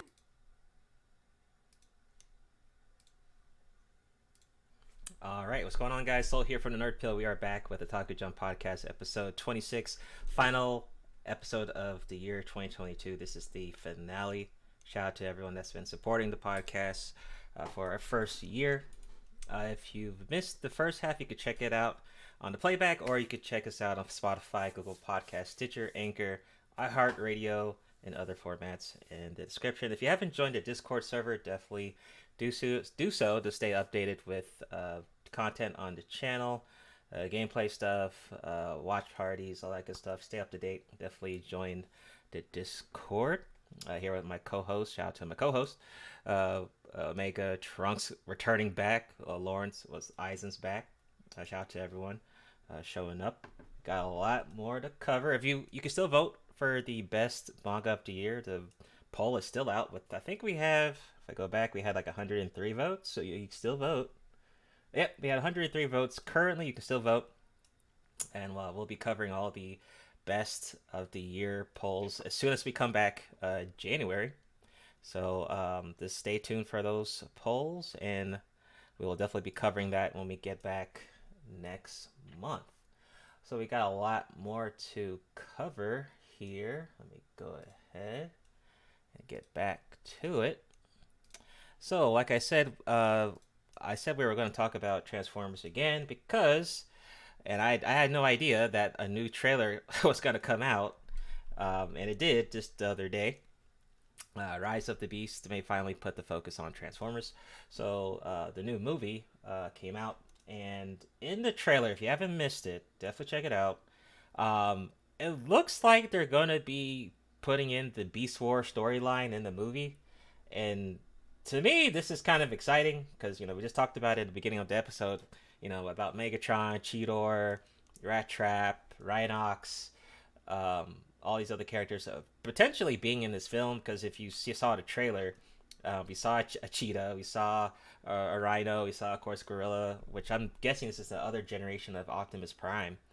Am I a fan of the Transformer movies, technically not really. I mean, they're just okay. You know, you're just your popcorn films. But I'm not gonna lie, I am a little bit interested to see where they're going with this film. Now, the big critique for the franchise is that let's focus on the actual characters, the Transformers, and not the fucking humans, right? Because that's not what we really care about when it comes to this franchise. When we watched Beast Wars, I mean, there was no humans. That was all just Transformers and their characters. Let's just focus on the characters and let's just forget about the civilians. Like, we don't really need that. You know, when I think Shia LaBeouf was in the franchise once, and they went to Matt Wahlberg. Okay, yeah, we don't care about them. Although I know, you know, you're gonna have your human actors, of course, but that is not what what I think fans, at least us, the minority, care about. Maybe the casuals, you know, look at them, you know, but we don't care about this stuff. But what are your thoughts on anyone? Let's go ahead and start with Lawrence. What are your thoughts on the trailer if you saw it? If you didn't, still give me your thoughts on what you think about this next movie coming up. I didn't see the trailer, and I don't need to. It's gonna suck. You think so? No, I'm being. No, and here's why. Mm-hmm. It was what you were saying a moment ago. Mm-hmm. Minority or majority. The bottom line is this comes down to the fans. What we don't need Beast Wars. We don't. If you really want us to come in, if you really want us to get down to the nitty-gritty of it, it's two things. Number one, like you said, remove the humans. We never cared. Nope. I mean, we just don't. Never cared. But show us the beginning. Give us like a prequel. Show us the planet they came from, the war they were in, the full battle, how it came to be what it is, and let it end on that note. And then the next film that comes after it would be you opening up into, you know, like being on Earth. You know, we never got all that. We never got the beginning. Mm-hmm. If that makes sense. Mm-hmm. Yeah, because they make the movies are, like I said, they're always focused on the humans. It makes it seem like they're like the human, whatever the lead role is. Oh, he or she is the chosen one, whatever. And then the Transformers have to surround themselves around this one human character. But we don't care. We care about the Optimus Primes and all those things. We don't care about the humans. I want to see the Civil War in Cybertron. That's what I want. Mm-hmm. I don't care about Mark Wahlberg. Nope. I don't care about Shia LaBeouf. I don't care about Megan Fox or anybody else you want to add. I came for robots, man. Yeah, I mean that's why it's called Transformers and not Mark Wahlberg. That's why it's called Transformers. Yeah. And not Shia If anything, LaBeouf. just give us good voice acting and just let us focus on these characters. That's all we need. We don't even need anything else, you know. I'll even go so far as to say I would give this thing up and go for one of those like 3D, like realistic animation flicks of Transformers. I would rather do that. Mm-hmm. I would definitely do that. I mean, like I said, give me the whole Civil War that started everything, how it became what it is. I'll take that way before I take this. Because I'm with Eisen. I know what Beast Wars are, but it was never my thing. Mm-hmm. I never considered it to be as good as like the original stuff. So I guess for me, for me, this is kind of my childhood. So I guess if anything, if they're doing this right, which I don't know, I mean, they fuck up, you know, like they always do. But that's where my interest lies. With just okay, let me see how Cheetor is and other people. But Eisen, what do you think about this new movie coming up? What do you think? I think it's gonna be trash. Yeah, they're going. I mean, just go ahead and accept that they're going to ruin your childhood. I never really got into Beast Wars, but yeah, it's gonna be terrible. I just know it. It's gonna be something stupid. Yeah. Just go ahead, hang it up. Yep. Weather in the chat, what's going on, Weather? He said that we need a live action Mega Man, but they're probably gonna mess that up. Honestly, I don't think they should even touch Mega Man. Let's just not even go that far. Maybe if you're gonna do Mega Man, that has to be animated. I don't even want to take the risk of going live action with that. Do something like you did with Sonic or what you're about to do with Mario Bros. If you want to do Mega Man, but live action I think would be a huge mistake. Let's not even troll ourselves to think that's possible. Like, nah, man. Well, do you remember? Well, do you remember? And I think it's almost like 20 years ago now. I think when they did that 3D motion captured animated Beowulf movie with Angelina Jolie? Oh yeah, I saw that. That was good. Okay, now, yeah, it was. Now the technology is even better now than it was then. I would use that to give me that movie I was talking about with the Transformers and how everything started. I'd rather do that. Yeah, I agree with that. I could see this. I could see an animated Transformers or a 3D type. I could see it. This without all the damn humans. Every animated movie for every Transformers animated movie that hit theaters made money. Mm-hmm. I need to rewatch. You know what? I need to watch those because I don't think I've seen any of the animated movies you're talking about for Transformers. I don't think I've seen any. There were many. I think it was only 2. Okay. And the first one is when Optimus Prime died and everybody lost it. Yeah, that was before you were thought of. I think so. Oh. That was what, early '80s, wasn't it? Oh, okay, that's why. Okay. Something like that. Yeah, something like that. So Yeah. At the very least, mid to late 80s. Because that movie was the spinoff of the old Transformers, the original. Yeah. Okay. TV, yeah, the actual TV cartoon. Yeah. I'll still check it out. But go ahead, Trunk. Sorry, what was your thoughts on this? Oh, I didn't really have any thoughts. I just thought that like maybe Mega Man should be live action. Are you trolling, Trunks? Are you sure? Are you sure you want that? Yeah, man, it would be great. Come on, dude. It would be great to watch sure? like a fully grown man in God, cybernetic suit like that. Yeah. Trunks, you forgot they're giving us live action Yu Hakusho, right? Next year. You forgot that? What? Wait, actually? Yeah. That's wrong. Oh, bro, why? I don't know, but it's happening on Netflix. We're gonna cover that shit next year. No, we're not. Why yeah, we are. We have to, man. We have to. It'll just be a shitting on it. I can't even I feel like I can't even watch it. I think I'm gonna do like a watch party on our Discord. Yeah, that's what I'm gonna do. Count me out. Yeah. Could just roast the fuck out of it. I don't see. They're just. I don't know why these mainstream, whoever runs this shit is just taking over, like the nerd pill and just making it into whatever they want.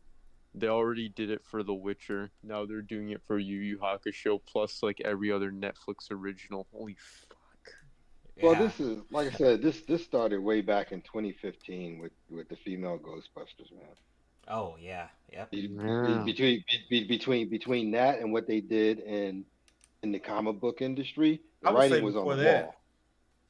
Damn, I thought it would just stay with the comic books. I didn't think it would come over to anime. I think Dragon Ball Evolution was even before that. Oh yeah, God, fuck. Okay. Yeah. Oh yes. I didn't. Can't forget that. Oh, bad that was? Yeah, it was terrible. Say that again. So why would they do it again? Because they don't. Why are care. they doing Super Mario Brothers again? Well, the first one was terrible. I mean, I think live action.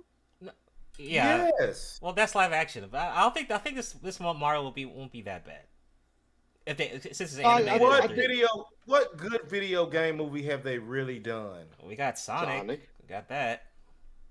That's all we got. I haven't seen it. Decent. I haven't seen it, but okay. Yeah, Sonic. And I would probably rate it mediocre if I wouldn't have saw it. But yeah. All right. No. Actually, the power scaling for Sonic was very, very bad. Oh, okay.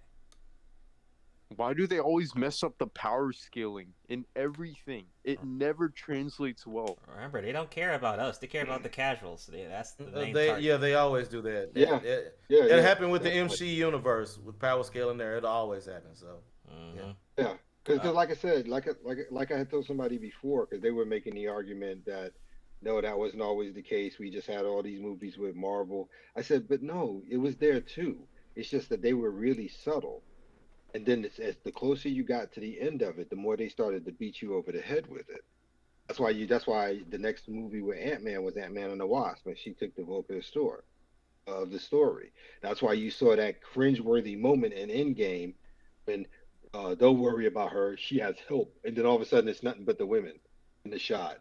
I mean, it was always there, man. They just got more blatant as time has gone on. But this was always the game plan. Like I said, at least for film. It started with the Ghostbusters movie. And as far as it goes for literature, it started with comics. Marvel kicked it off, to be quite frank, again. But like I said, man, it's like Eisen said, and like it's like Soul said, they don't care about us. They care about the casual person. This is just unacceptable. Like, I don't understand how you're supposed like the mannerisms, the voices. Like, how do you replicate that into real life from an anime? It just doesn't. How? It's not supposed to won't be happen. the same. Yeah, it's not supposed to happen. Yeah. And if they do try to make it happen, it sounds cringe. Yeah, Omega. I got to be honest with you. Go ahead. Some stuff shouldn't even be live action. It should just be left in an animation format. Exactly. I mean a better quality of animation, like I said, with the 3D stuff, like video games, that kind of thing. And I'm sorry, Omega. I just keep talking and you got to talk. I'm sorry. Yeah, Omega, go ahead. Omega. Yes. Wow. You fuck said so much I don't even have anything to say. Yeah, I think it looks impressive. I definitely like the first Transformers, and something about the one when they introduced the dinosaurs was pretty good. Yeah. I really wish they always just focused mainly on just the Autobots fighting. Like, the humans just always seem to be the getting in the way. So yeah, that's just my take on it. I mean, it's funny because I like the when you Decepticons look at anyway. the cartoon one, remember the kids was always out of school. I don't even know if those kids graduated. Like, but they were always with the Autobots. Wait, I don't remember a show where they had kids. I forgot. It's been a while. I don't remember. They were homeschooled. Yeah, they always had the kids in there. They did. Well, they didn't have. They had the You're kids. talking Yeah, about other shows minus Beast Wars, right? Yes, before Okay. Beast Wars. Yeah. Yes. Okay, They had the kids in there. I didn't. yeah. I didn't watch those other shows. That's why. Like I said, they don't need to be live action. Some stuff should just be animation, and you should just follow the trend of animation getting better and better. Because, like I said, what we got in the original stuff in the '80s, what we got in the first movie in '86, what we got from Beast Wars is animation. The animation gets better, and the more you move, the better you get. That's why I said the same stuff when they do the trailers for video games with that 3D look and the screen capture stuff. That's all you need, man. So, like I said, some stuff just shouldn't be live action. That's just my personal opinion. Yeah, exactly. So why do they do it? For money. Oh, were you Cash grab. For money. Cash grab. But the legacy. The legacy. But they don't care about the legacy. The legacy They don't care matter. about The legacy don't Yeah, pay. it's They cash don't grab. care about the legacy, bro. Bro, if I were the creator. Yeah, my if I article was coming the up next creator will of prove Cash- it. But anyways, Yeah. Go ahead, Isaac. okay. Yeah. Like this article here I got from comicbook.com. Basically, the title here says why Kingdom Come would be a perfect inspiration for DC Studios' future. I picked this because no, we do not need this. We do not need you fucking up the Kingdom Come storyline. It was a great graphic novel based around Superman. If you never read it, you should definitely check that one out. It was a great one, a good classic. And here in this article, they're saying it would be a perfect thing while James Gunn is at the helm of this damn shit to ruin it. Kingdom Come is nothing James Gunn. He'll sit up there and turn it into Skittle rainbow colors everywhere and all that crazy crap. No, that's not what Kingdom Come was about. We don't need this. That's why, when Lawrence was saying, there are some things, you could just kind of no, there are things that you should just leave alone, period, and not touch. And let's stay in the analogs of time. But that's all I got. Damn, highly agree. I mean, I actually don't have a problem with cash grabs. Like, I don't think it's a wrong thing to do. I mean, business is business. However, if you're gonna do a cash grab, can you at least, like, not do it correctly? Like, there's a right and a wrong way to do it. Yeah, I agree. And I'm going to say quick thoughts before I get to Lawrence, because Lawrence had an article on this as well. But I would say, for Lawrence and anyone who's watches DC animated, wouldn't y'all agree that I would say, I mean, Kingdom Come could probably be like a really cool DC animated film, though? Probably. I mean, for the track record that DC's doing with anime. You've actually kind of almost had it. Oh, okay. Really? Yes. Oh, okay. Lawrence, go ahead, because you had an article on this one topic, I think, too. Yeah, I was gonna say my next article was about the same thing. It's stupid. Some things, like I said, some things cannot be done live action. This is one of those. It just won't capture right on film. It just won't. You can pick all the actors and spend $1 billion on the budget. It doesn't make a difference. Some things are just not meant to be on film. As far as it goes for the animation, I know they made it an audiobook, which was pretty good, actually. The audiobook was pretty good. As far as it goes for animation, I'm not sure. Because the last couple of things I saw from DC, especially what they did with Hush, makes me nervous. Because DC's animation has been a little iffy lately. Which is kind of sad, because that's where they had the advantage on Marvel for sure. Yeah, they were killing. They always had the better animation, no ifs, ands, or buts. But I worry about the people who are writing and structuring the stories, because they're changing stuff and throwing in ideology. I don't know if anybody's noticed that in the last couple of I would say the last 5 or 6 films, animated films DC did. And the reason for that is because you'll come to find that if you look at the credits, a huge chunk of those people who are in the lead positions came from Marvel, both in their animated film and comic division. That's why you're seeing DC. Bottom line is DC's copy of Marvel's homework from 5 years ago. How about that? Right. And as far as it goes for James Gunn, he does the depth of that story. Because I remember being in New York, and I sat down with Mark Waid and Alex Ross, because I had them autograph my copies of it. And we had nice long conversations over coffee. The depth of that story and the nuance of it, it's not meant to be caught on film. It's just not. It can't be done. At least not with due justice. You know what I mean? And James Gunn just doesn't have the gravitas to pull off a story like this. He just doesn't. If he does it, it's gonna come off like a copy of the cheap thing they tried to do on the CW with Crisis. That's all it's gonna look like. Oh man, let's not. Maybe even worse. Let's not worse than CW. That's scary. That's really bad. No. I mean, what I'm saying. Talking about the Crisis part. Oh, okay. Yeah, when the CW did the Arrowverse with the Crisis thing, all you're looking at is that on a bigger scale with a bigger budget, but it's gonna be the same execution. And like I said, I'm not trying to rip James Gunn apart. I'm not. It's just that he's proven this is not necessarily his thing. To me, James Gunn comes off like J.J. Abrams. They're one-trick ponies. You know, everybody talks about J.J. Abrams all the time, but if you look at him, J.J. Abrams is not a success. He's not. You look at him doing Alias, the first season is great, everything else went to crap. You look at Lost, first season and a half great, everything went to crap. Look at Star Trek, first movie did great, all the rest of them were crap. Look at Star Wars, Force Awakens, made a lot of money, all of them after that went to crap.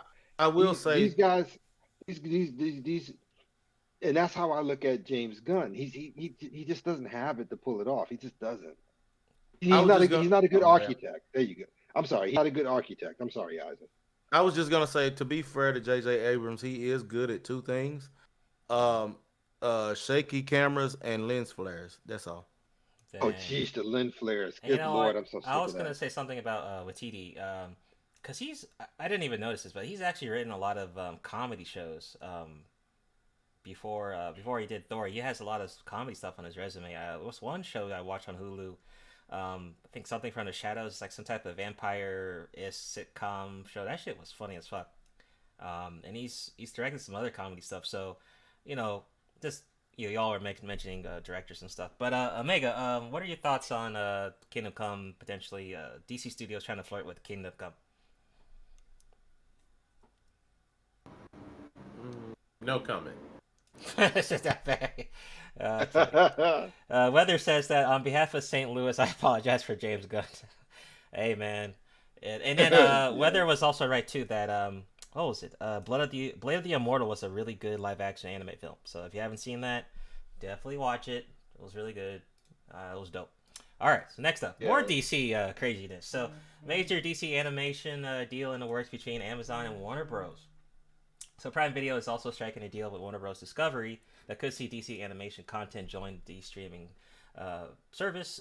Speaking during the Content London convention, deadline, Discovery executive Channing Dungey confirmed that the companies are in active negotiations with the animation we used to be about staying in-house, but now we are doing it on different platforms. HBO Max is the first stop, but we are in the process of closing a big deal with Amazon featuring DC-branded content in animation. The extent of the deal was not disclosed, and it remains unknown when the deal will be closed.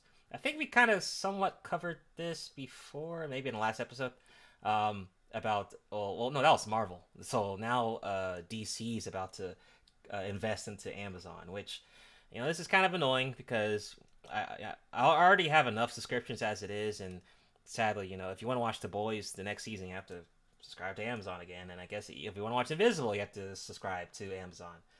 So now, if you want to watch some potential DC shows or content, now we gotta go back to Amazon again, which is tiring. Shout out to Rocky. Showed up late. No problem. Shout out to Super Chat Bro. Thanks for all the dope content and news this year. Also, all RTX 480 scalpers die in a ditch. Yeah, man, that 4000 card, dude. They're definitely racking up on that, I bet. Shout out to Rocky for the super chat. Go ahead, Omega. What do you think? I'll go to you first about the major DC animation deal. Or content potentially for DC on Amazon. Damn. Promising, perhaps? Yeah, that's all I got. Okay. Trunks, anything on this one? Can't really speak on it. Okay, no worries. Lawrence, anything? I'm not even gonna lie. I don't give a damn.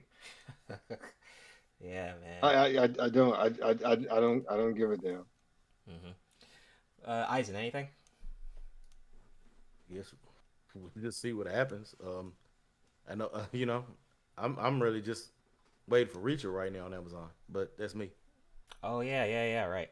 Yeah, we'll see. You know, we have a lot to look forward to, but once again, it's the question of is that going to be good or bad? We'll just have to see with that. So Well, I only think I'm sorry. I only think it's bad in the sense that everybody's trying to conglomerate into one thing, and it's just you do that, you become just a singular idea, and that's when it comes to animation and film and art and literature and all that good stuff. It's supposed to be varied voices. But if Amazon has a focus of only wanting to be this particular ideology, then they team up with Warner Brothers, and then they team up with this person, that person, they're going to drive everything in existence to be their ideology. And you can't say it's not true because we've already seen that with Disney.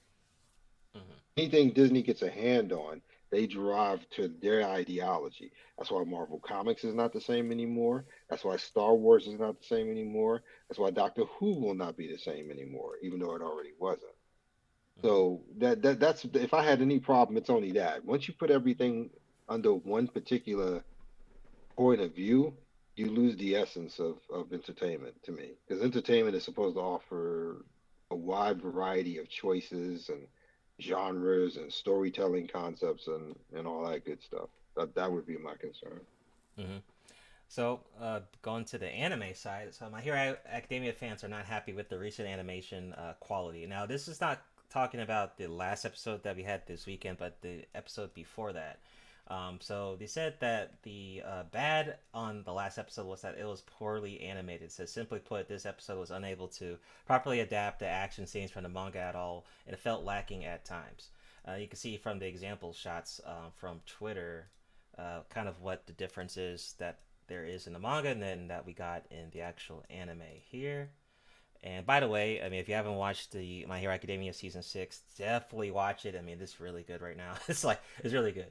But this is from the anime, and then you go to the right, you can see kind of the way more detailed spot from the manga, which I think honestly, is there an example where the anime was more detailed than the manga from any series? I don't know, but keep going. There's a picture for here from there for the anime, and then go to the. I mean, look at that, dude. That looks so damn sick.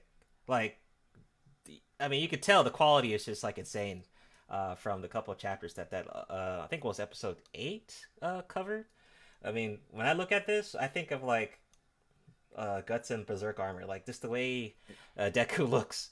But the recent episode wasn't bad, but you know, I guess people were roasting on episode 8 because the quality of the animation wasn't on point. And then here's another one right here. Let me see if it'll load up. So that looks insane. Look at that shit for the manga. And then we got this from the anime.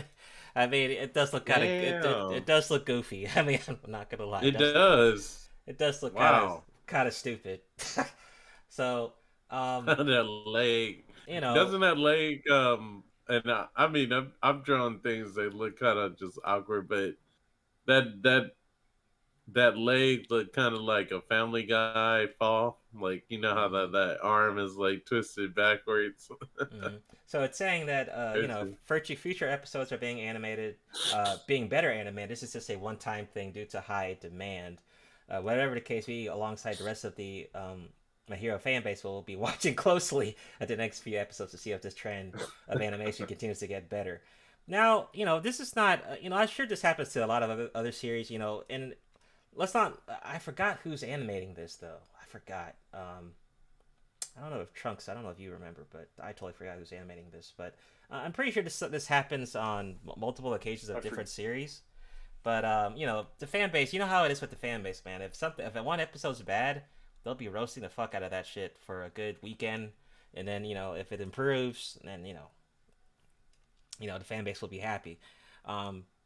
But I just thought it was interesting that I guess for this weekend, or at least the other weekend, they were just roasting the fuck out of this for a good while until we got the new episode.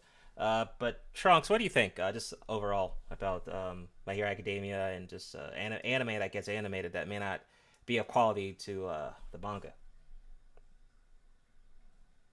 My take on this is, I don't know. I mean, shit happens. Like, what can you do? Like, from a viewer's perspective, I say stick with it until the next few episodes get better, and if they don't, drop out if you want to. However, like, these animation studios, from their side, they have so much fucking money. Why can't they just make it better? Mm-hmm. I think it's also due to, like, their work schedules and stuff like that, too. Oh yeah, I mean, the workload must not be easy. It sounds super stressful to have to put out something every week and then, you know, hope that the fan base will either, you know, like it or not. If not, then you have to deal with the you know, trying to get better on the next week. I think it's extremely stressful. But would anyone think that, okay, if let's say a couple episodes and the quality's not that great, is that worth dropping the series entirely as an anime, or let's just see how it goes? Couple episodes, nah. Yeah, right.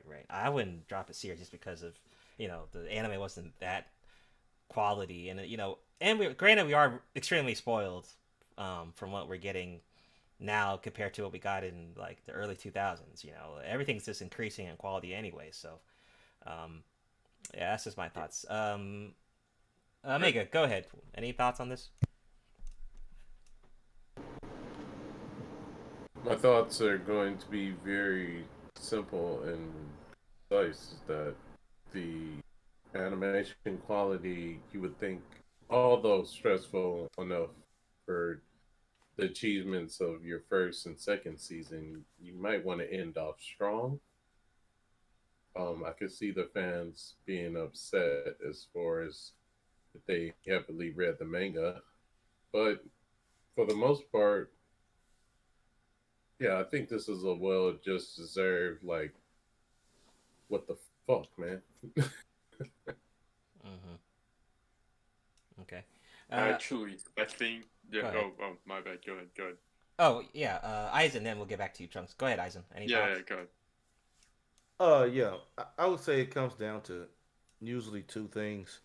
One, the rating, the audience rating, for whatever the animation is gonna be. If the manga itself is more mature, you'll see for the animation they will take out some of the blood and gore, dismemberments and things like that. Yeah. The other thing to also add in is that sometimes what you have is that who's ever on the animation studio versus the manga is two different artists. Sometimes it may even be a team, which is why, say for instance, like with Bleach, it was different. Yes, because the first 366 episodes, the anime was cast for a more younger audience, so they took away a lot of the blood and the gore and everything. But the quality of art, it never changed, because Kubo was still over that. And like now you see that from the manga versus the anime, because now the anime itself is intended for a mature audience.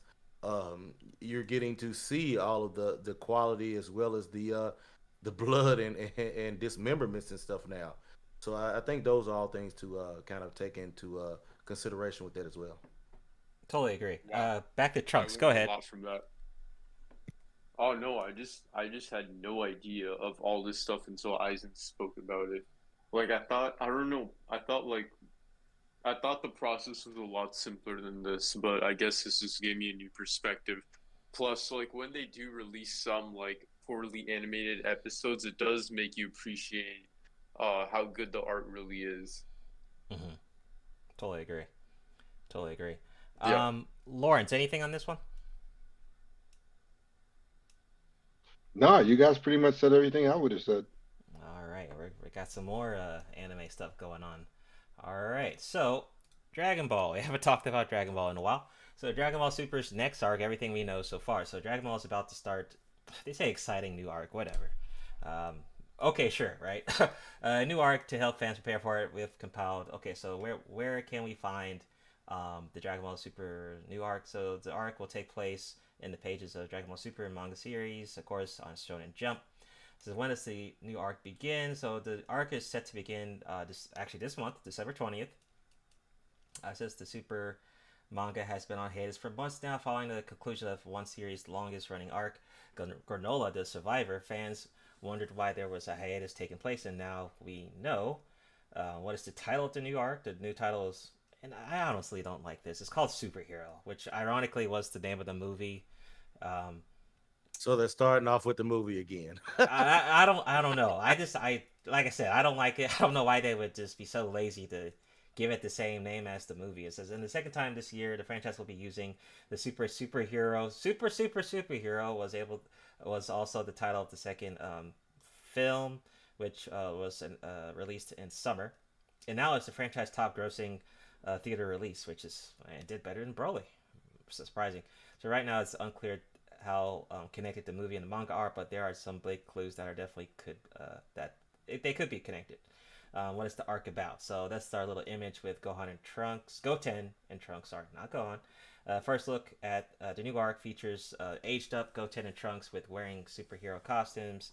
They seem to imply that the manga is continuing the story of the movie, which I don't know why they're doing that, which saw Gohan and Piccolo set up and defend Earth while Goku Vegeta have been off-world. And of course, where can you read it? Of course, on Shonen Jump. So for the fans, I'm glad that they're getting more. The manga's continuing for the fans. But honestly, I'm kind of just I don't you know, it being connected to the movie, I'm just not really feeling that. Maybe more fans will, but for me, I'm just not feeling that. But I thought it was something to mention since it's coming back from hiatus, and at least it'll be running later this month. Trunks, anything on this one with Dragon Ball Super? Actually, I'm just about the same opinion as you did, so that's gonna be that. Everyone knows I didn't really like Dragon Ball Super that much because, I mean, absurd storyline and power scaling. What else can I say? Some poorly animated episodes. Mm-hmm. Yeah. Cash grab. Yeah, just super. I don't know. There's some things I liked about the movie. We talked about it in earlier episodes. But Isaac, anything on the new arc coming out this month from Dragon Ball? You said that Trash is doing better than the Broly movie. Then apparently it said it. I mean, financially, it says it did the best release. Hey, I told y'all that terrible movie was gonna sell. Yeah, man. I mean, and here's the thing. It had some cool parts. I'm not saying it was all bad, but I think Broly was just way better. It's just me though. I knew that Trash was gonna sell, but I mean, Dragon Ball starting off a new seasonal anime with a movie. That's not surprising at all. They did that. They did that with Super. They showed you Resurrection Frieza all over again. So you're gonna get to see this crap of a movie, that superhero crap, and now they're gonna have a whole arc on it. All right, now just proving my point about this being nothing more than a glorified fight fest. There's never been any story or anything to Dragon Ball, but go ahead. Mm-hmm. I was gonna say it. I think people like the Granola arc. Although, like I said, I don't read manga, but I didn't hear anything negative about that arc. It'd be interesting to see maybe anime something with that instead of the superhero stuff. But Omega, what do you think about the new arc coming out that's might be based on the superhero movie?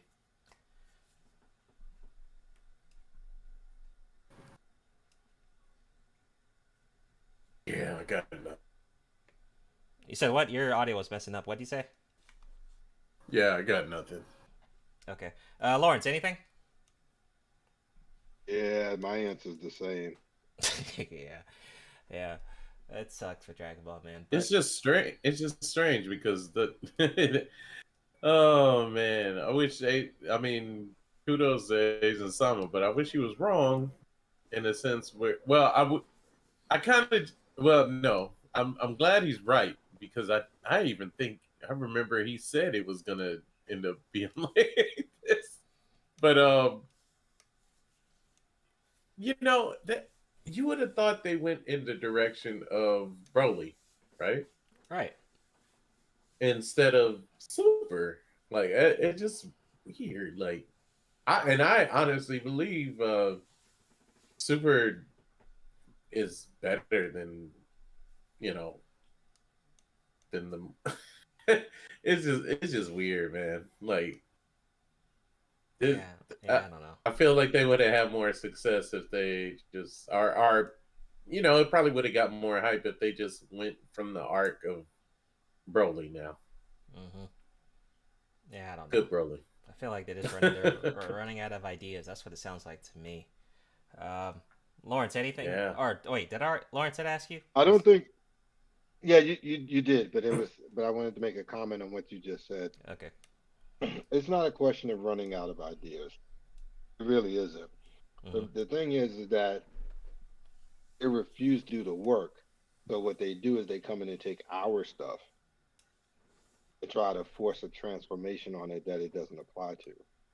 Mm-hmm. Well, I would argue that Toriyama never had a good idea, but that's me. God damn. Man. All right. I mean, come on, man. No, we can't act like Dragon Ball ever had a brilliant story.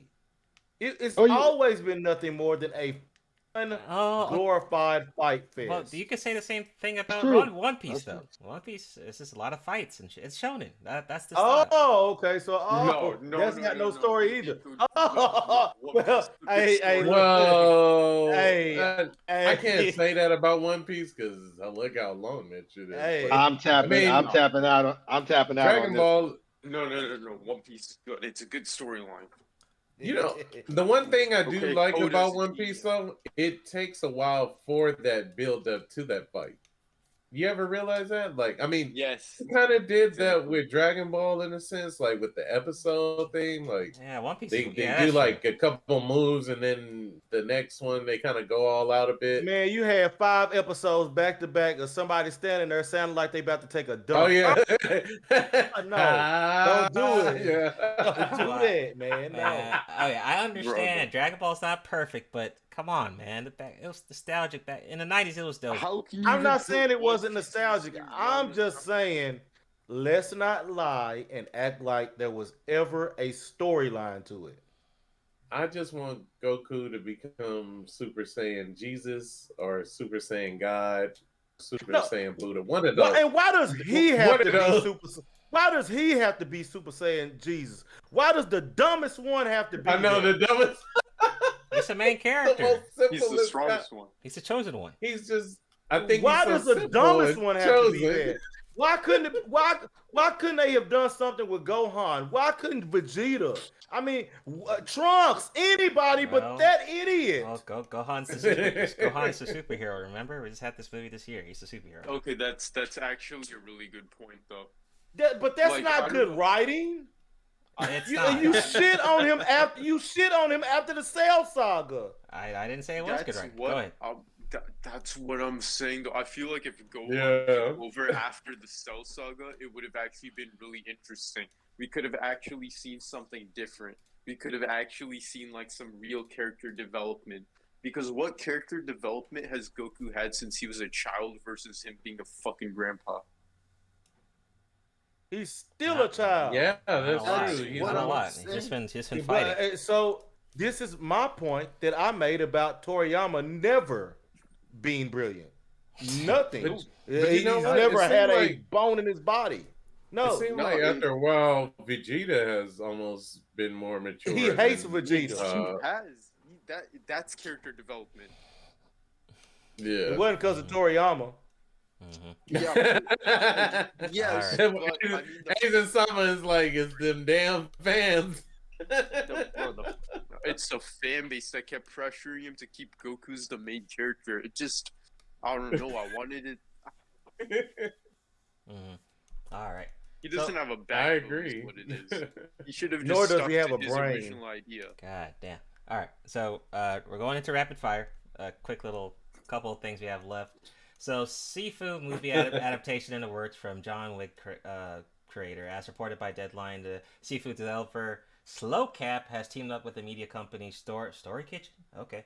For an adaptation of the newly released video game. The script will be written by John Wick and Nobody's script Derek Kolstad, which signifies it's in good hands given he has helped create some of the best character-driven action movies of the last decade, such as Just Cause, Splinter Cell, even a TV show for Hitman.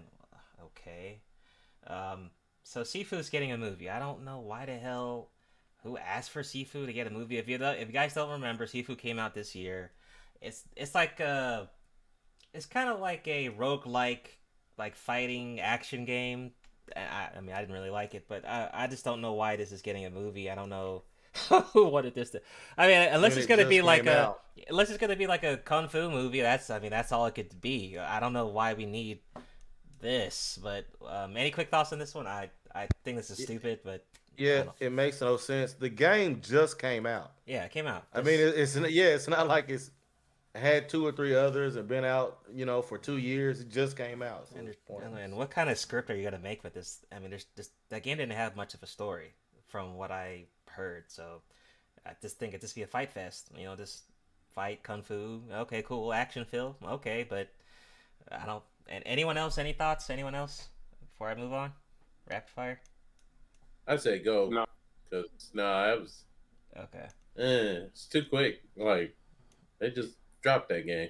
Yeah, I don't know. Well, some positive news. Record Ragnarok season 2. The trailer came out. Looks like we're gonna get 15 episodes with a debut for January 26th. So this will be the winter. Oh crap! It's gonna be on Netflix again. Damn it. Oh well. So it's gonna be on Netflix again. Season 1 was on Netflix. Season 1 was pretty cool. I enjoyed it. The little critiques from the manga side was that the adaptations from the fights weren't that great. That they tried to kind of shortcut some fights, but hopefully that mistake is corrected in the season 2. So I am definitely looking forward to that. So any quick thoughts on this one? Good news for me though. Season 1 was great. If you haven't watched it, it was pretty good. I'm excited, and definitely, man, like I just wonder what gods are just gonna be going at it. Right, because the matchups were like what season 1 had Lubu, I think, right? Lubu was in the first season, I think.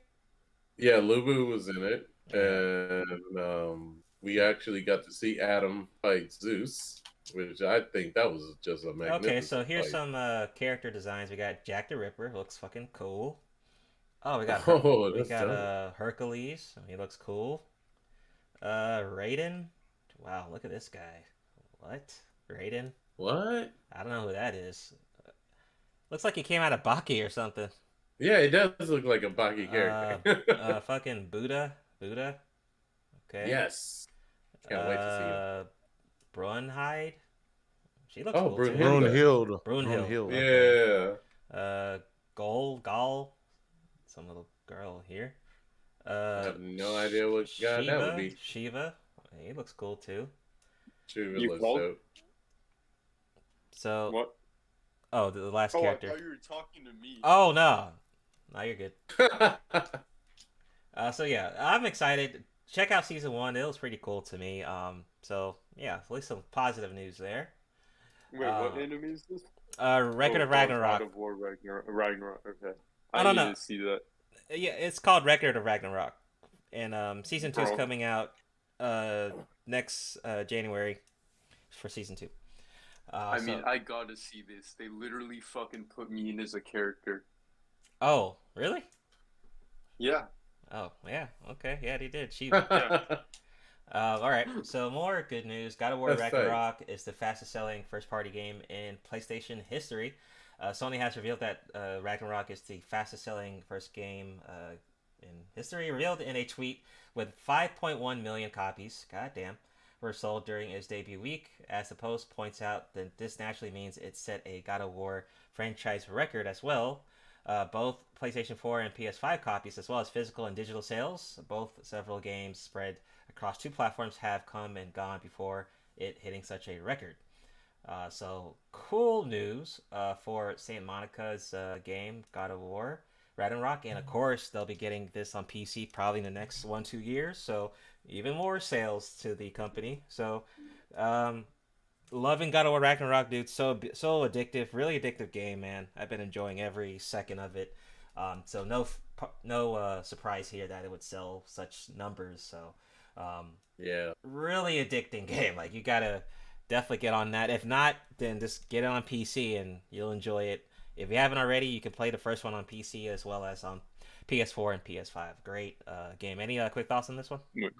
Yeah, quick question is, are all these characters in the anime as well? Wait. You're talking about what are you talking about? Well, this is record. You talking about the last article? This is different. This is different. Oh, my bad. Yeah, my bad. This bro. I don't play video games. Oh, okay. Yeah, no worries. Damn, I was so tuned out. My ass thought this was a fucking anime. Oh no. I got excited that they put a character named Shiva in there. Oh no, yeah, I know, because it said Ragnarok. That's funny. You got no problem there. Anyone else? I'll worry about getting it when it comes to Steam. Okay, yeah, definitely that yeah, it's gonna sell like crazy on there. I want to say just well received. Even all the reviews I've heard lately, and just the sheer amount of Easter eggs in it as well too. So yeah, I believe the developer was like, "There's stuff in there that I didn't even know was in there. Like, you know, so Totally, man. Yeah. Such a definitely great story too, yeah, man. Yeah, great story driven game, man. And not just with story, but also great gameplay and just like different systems and stuff like this work really melt really together. So good job on that one. That was a great game. I haven't gotten too much hands on from it. But what would you say as far as the flow of you building your combat around like Kratos? Like, does it feel very smooth or is it like rigorous? It feels pretty smooth from what I after I've been playing it for like 30 hours. I'm about to beat it. Pretty good. Combat's pretty good. Great. You do get a new weapon. I kind of wish that you got more new weapons, but I understand how big this game is and the fact you have like all the levels and world building and being in the 9 realms and all that stuff. Cool. It's a fucking huge ass game, so I understand. And then you get then Atreus, he also has some development too in this game, so it's a big game. So yeah, I definitely agree. Combat, it's definitely good. Any other thoughts on that one? I can move on. I think I got everyone's opinions on that one. All right. So next up, so this was just kind of cool. I saw Wolverine's new demon form, coolest redesign in years. So Wolverine gets a demon redesign, which makes the hero a costume that is unique for the hero, as his latest armor upgrade transforms Logan. Now this shit just looks fucking cool. I mean, this shit looks really cool. I just saw it in an article. I was like, is that fucking Wolverine? Apparently that's him. And it looks like he's not the only one that's getting a demon upgrade. I think Daredevil got one too. And here's a cover of it. Marvel 29 demonized variant. And this looks really cool. Damn, that looks dope. Just thought I'd nerd out a little bit on that. I don't have much to say. I just thought it was cool as shit. Yeah, man. His new design. I mean, it makes sense too. Like the fucker has been in hell before fighting the devil. Yeah, I think it's even tango with Mephisto. But I wonder how they're going to present why he has this new form. Definitely. I mean, that shit looks sick. He looks like something that belongs like in like Spawn or something. Spawn universe. Yeah. Wow, man, we definitely had our nerd telepathy going on there. Yeah. Any other thoughts? I just wanted to show it because it was cool. That's the only reason I Anyone else? Eisen, Lawrence, Chunks, anyone? No, I got nothing. Okay. No. Thought that was cool as shit. Yeah, All right. So I'll that shit pass. was metal as fuck. All right. So last one. I thought this one was funny as shit. So last article of the year. So Will Smith's new movie has his lowest Rotten Tomato score in years. So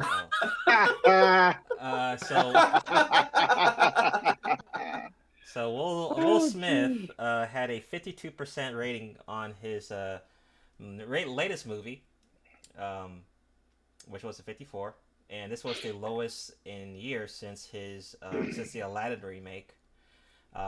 Now, also there was articles of Will Smith kind of saying that, hey, I know what I did, and basically it's like doing like some damage control about like if people are gonna like view his movies after what he did with the slap and all that stuff. And I think it's kind of fucking hilarious that he's he does a film as a slave right after he gets slapped. I don't know if that's coincidental or ironic. So this film was on Apple TV, and it looks like no one really watched it.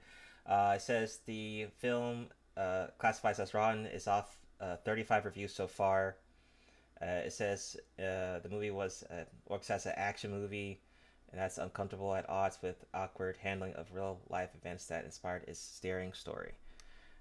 So any quick thoughts on this one? I just thought it was funny as shit. I didn't watch it. I don't have Apple TV, but yeah. Anything? I didn't even know he had something, but I don't have Apple TV anyways. That lets you know how bad he's been banned to the point where he's got something that's only on Apple TV. Right. Yeah, it's pretty bad. But you said he's playing a slave? Yeah, he's a slave. I think. Oh, wow. Hey, you know what? He's one in real life, so I guess. Let me quit. Yeah. Yeah. Anyone else? Oh, I'll say this. It's fascinating that once the glitter has been removed from people's eyes, you see that he was always a mediocre actor anyway. Oh boy, yeah, that's true. You know, everybody hypes him up for Ali and all that other stuff he's done, and et cetera and so on. But the truth of the matter is, he's mediocre. He really is. I would say the thing that I noticed about Will Smith, like he limits himself when it comes to different genres of film. So he doesn't have that muscle, that kind of muscle you get as an actor when you're in different types of films. He doesn't have that because he sticks to the same genre. It's almost like Dwayne Johnson's kind of behavior, where you stick in the same genre, and yeah, you play it safe. You're in your comfort zone. You don't really try to, just do like a 180. Just try different genres and see how it goes as an actor. You can learn different skills in different genres, but sadly, you just limit yourself. And I think Will Smith is another example of that. So, I'll say this: Dwayne Johnson, that's all he can do. Will Smith might be able to do a little bit more than that, but yeah, Dwayne, he can't. Yeah. That's it.